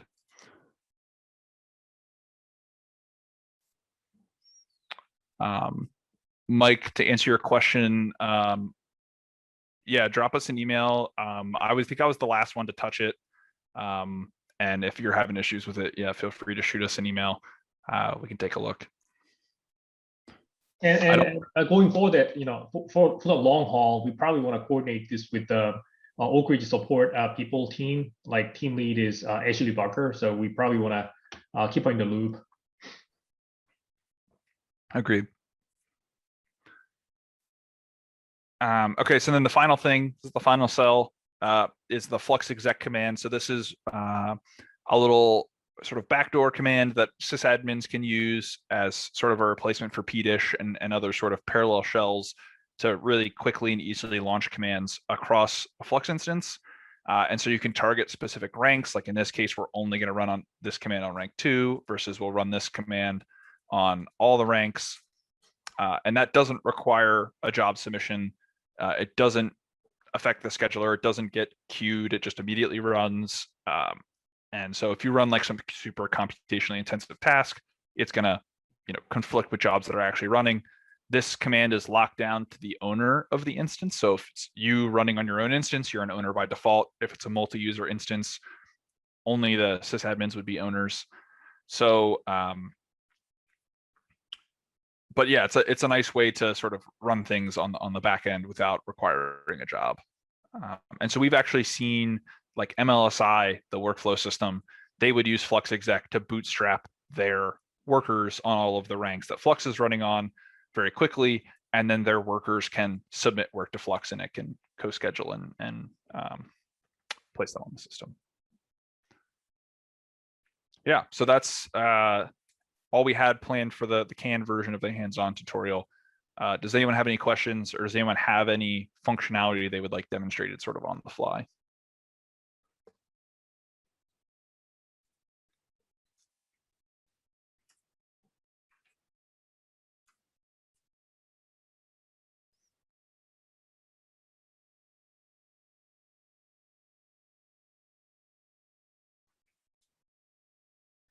So I think one thing I can do really quick, if I go back to my terminal, I can grab Docker exec ti. I can open up another shell into the same instance, and if I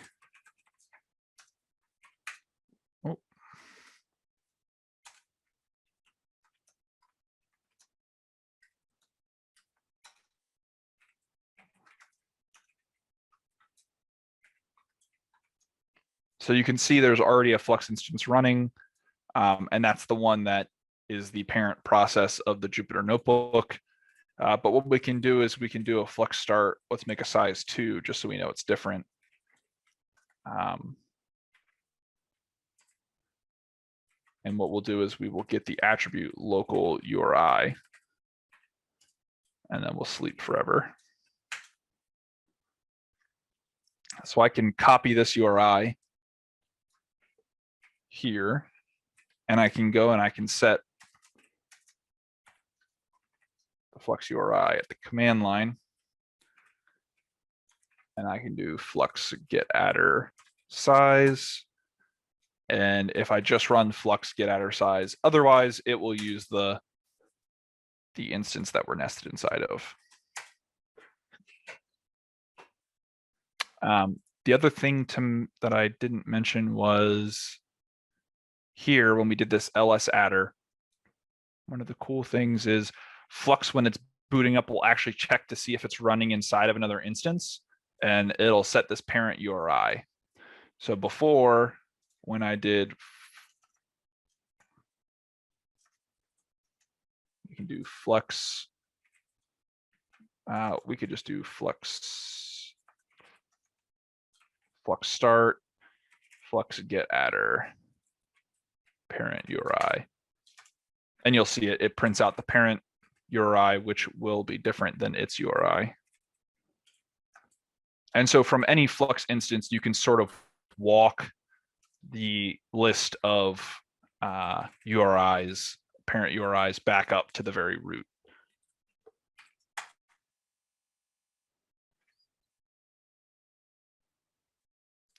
And the same thing will happen if we do like a Flux Mini batch.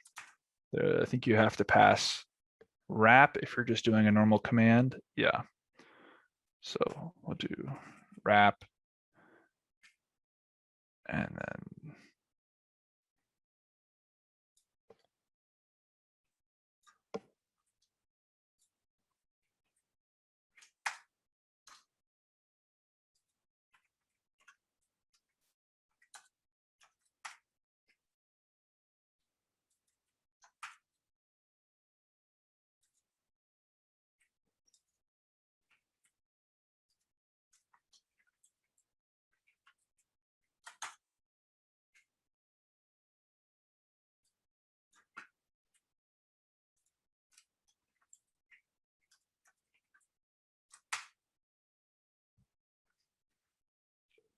and you can see in both cases, the parent URI was the same.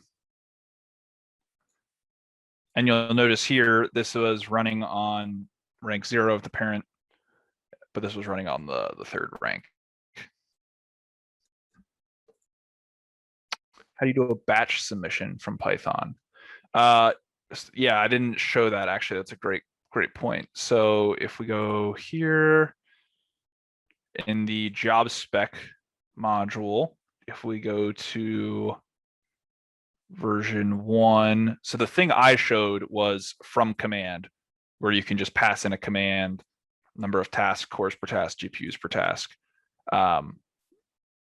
You can create a nested Flux instance that will use a given command as its initial program using from nest command. Oh, sorry, I didn't mean to click that. So rather than command, you can say from nest command. Alternatively, you could say from batch command, and in that case, you'd actually pass it a script, and it would do all of the same magic that Dan is pointing out, where it'll read the script off the file system, embed it in the job spec, and send that off. So you can still do that programmatically through Python. And in, yep, no problem. And in fact, if you actually peek at Flux Mini, Batch, Alloc, Submit, Run, they all use the Python interface. So anything you can do with those, you can do with Python. Stephen, I wanted to jump in for just a second. I was working with one of the participants who had some difficulties getting the notebook to run. And it turns out that if you install, so for those folks that installed Docker machine rather than Docker, there is you might not be able to access the notebook on localhost, and you need to use a different Docker host environment variable. So you'd have to specify slightly different URL in that case.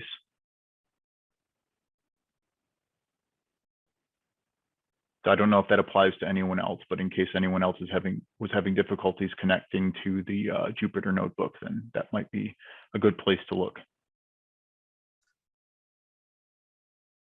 Cool. Thanks, Dan.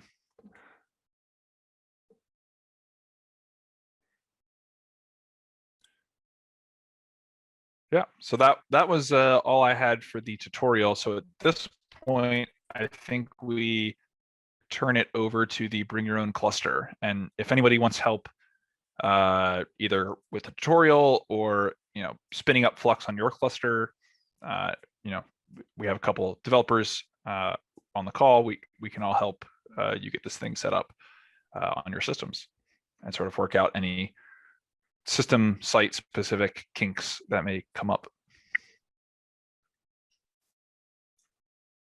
Yeah, so this should be informal. There's no kind of canned presentation or anything like that. It's more like you bring your issues, especially in the area of bring your own cluster. So if you want to take a bio break or coffee break, go ahead and do it. Or if you want to bail out, this might be a good time to bail out as well. So.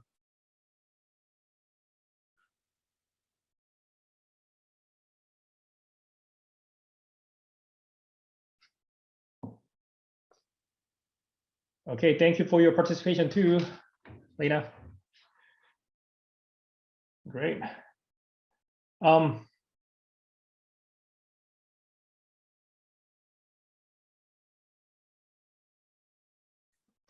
Yeah, so I'll go ahead and reshare.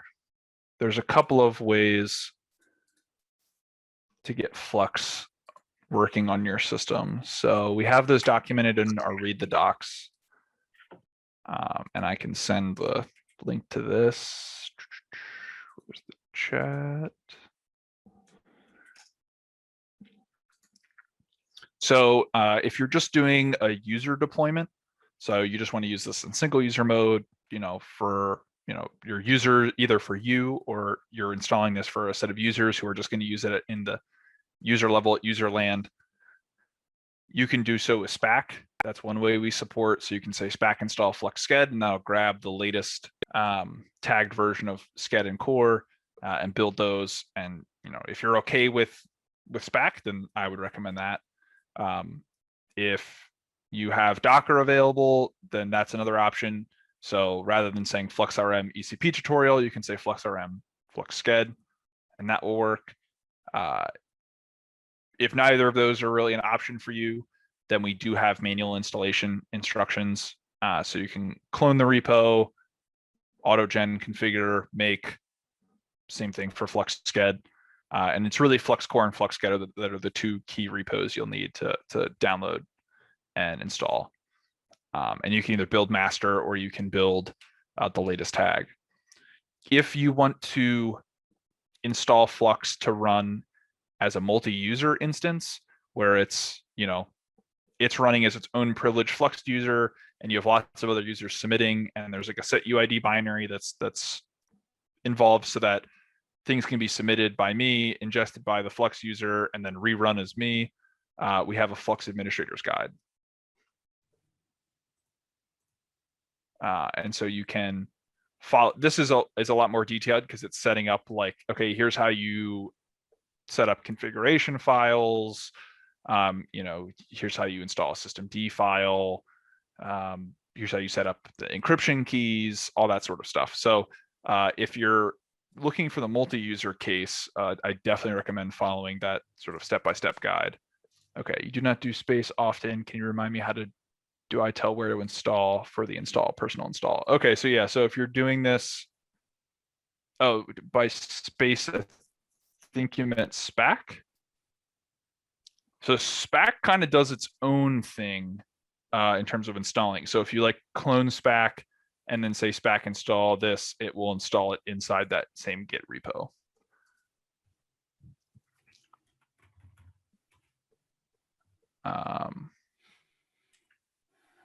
So as an example,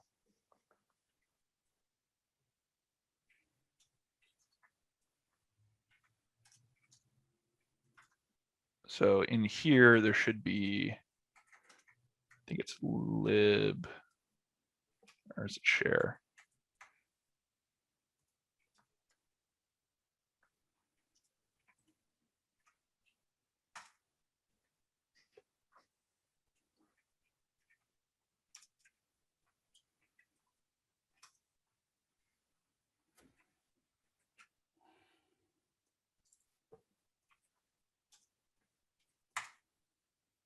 Yeah, so by default, it's putting it in opt SPAC and then directories for the different compilers and environment.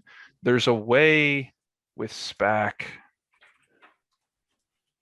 with environments where you can tell it, hey, for this environment, please install it in this specific directory. And for that, I will point you to the SPAC.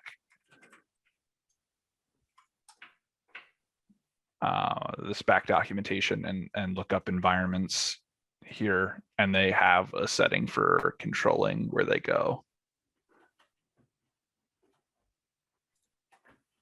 Yeah, and to Dong's point, if you do the manual install, then yeah, you just pass -- prefix and point it somewhere.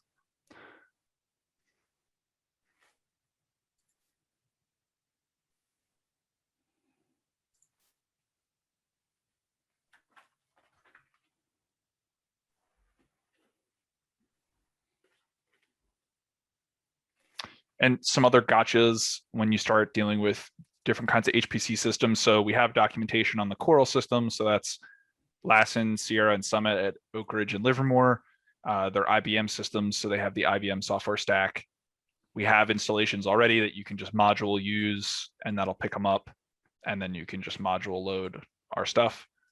And then there's there's like this magic PMIX environment variable that you have to pass to work around a bug and open PMIX. And then there's some recommended set of flags to pass the JS run. These basically tell JS run, like, give Flux all the CPUs, all the GPUs, don't do any binding.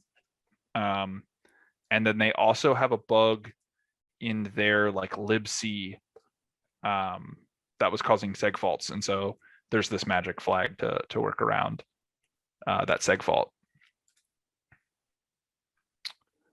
And then because it's Spectrum MPI, so it's a vendor-specific MPI, we require this -O MPI equals Spectrum flag to be provided. And then that will launch the Spectrum MPI just fine. And if you want to schedule GPUs, the other caveat is your HW lock has to be CUDA enabled. So if you use SPAC, you can do SPAC.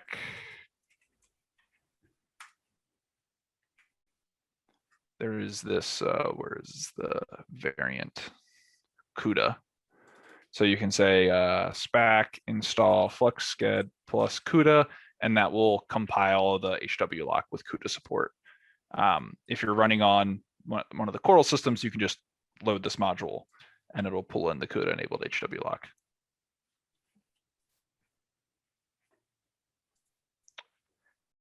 And then if you're running on a Cray system, Cray MPI currently can only be bootstrapped by Slurm. We've talked with Cray about it, and they don't have documentation for us for the PMI that they use for us to bootstrap them. So on a Cray system, our recommendation is just use one of the open source MPIs that they have, OpenMPI or MPitch. We have a whole GitHub. If you're on a Cray, there's a whole GitHub discussions on running there.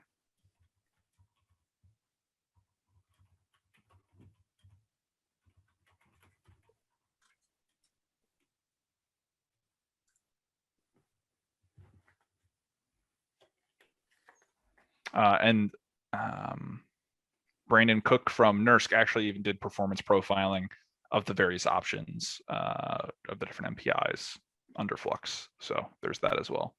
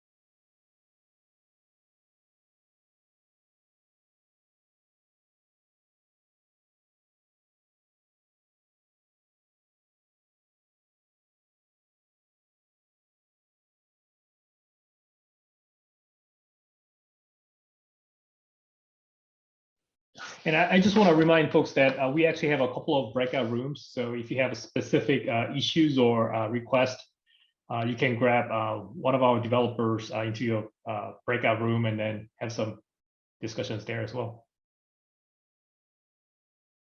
Yeah, this is the last session, and we have until 12:30, so we have about 15 minutes left.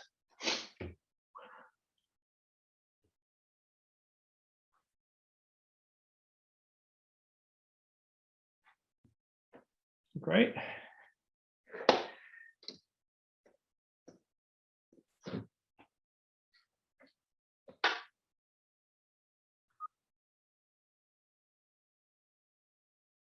Yeah, I just want to say, yeah, I'm really delighted to see all the progress that we have made in the Flux. Flux has come a really long way, especially last year. And the last year with the sheltering in place global pandemic was very, very interesting.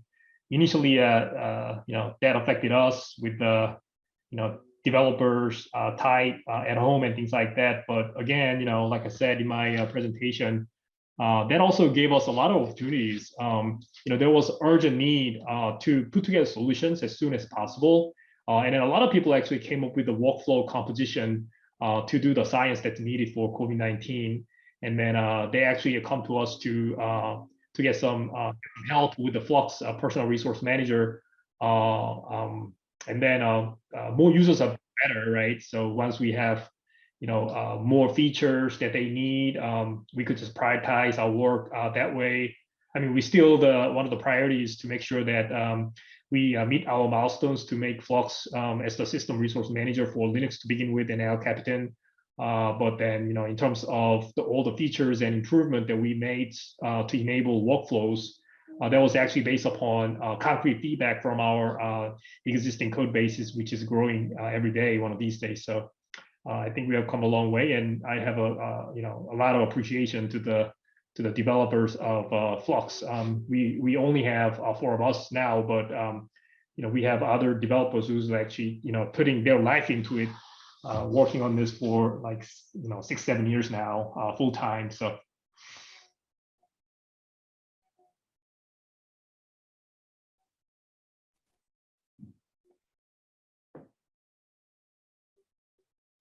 Okay, so Tapazia, Stephen, Dan, do you have any remarks or anything that you want to show, or you guys actually helping users at this point, or? Yeah, I'm gonna pop into a breakout with Valentine, I think, but I was remiss in not mentioning that. So in Flux Core we have C, Python, and Lua bindings, but sort of outside of that repository, we have some bindings that are in progress right now. So Valentine's working on Julia bindings. Dan, and with some collaboration from Claudia from IBM, is working on Golang bindings. And then I've been working on Rust bindings. So if there's a different programming language that you like to use, you want to interact with Flux, we may have the binding already. Yeah, so the other thing that I want to mention before I bail out is that we have some good representation at the ECP annual meeting this year. So we have a tutorial here, but before that, this morning, we talked about the topic of converged computing and how we are using Flux to drive the sort of Kubernetes scheduler, HPC-oriented scheduler interface. And then that slide materials will be available for you if you're interested in looking at where we are headed to support and to embrace the HPC plus cloud convergence. And then just yesterday, we teamed up with the rest of the ExaWorks teams to talk about our plan to provide ExaWorks SDK toolkit so that the workflow users can actually pick one or more workflow solutions, including Flux and Parcel and Radical Pilot, and SwiftT, as well as Balsam and Themis, in a way that makes sense. And that's also going quite well. And in terms of the design that we are doing, we do community-based design so that external workflow management software systems can implement one interface and then be able to integrate their components and technologies into our SDK. and being tested with us in a very rigorous CI and CD pipeline. So a lot of interesting stuff.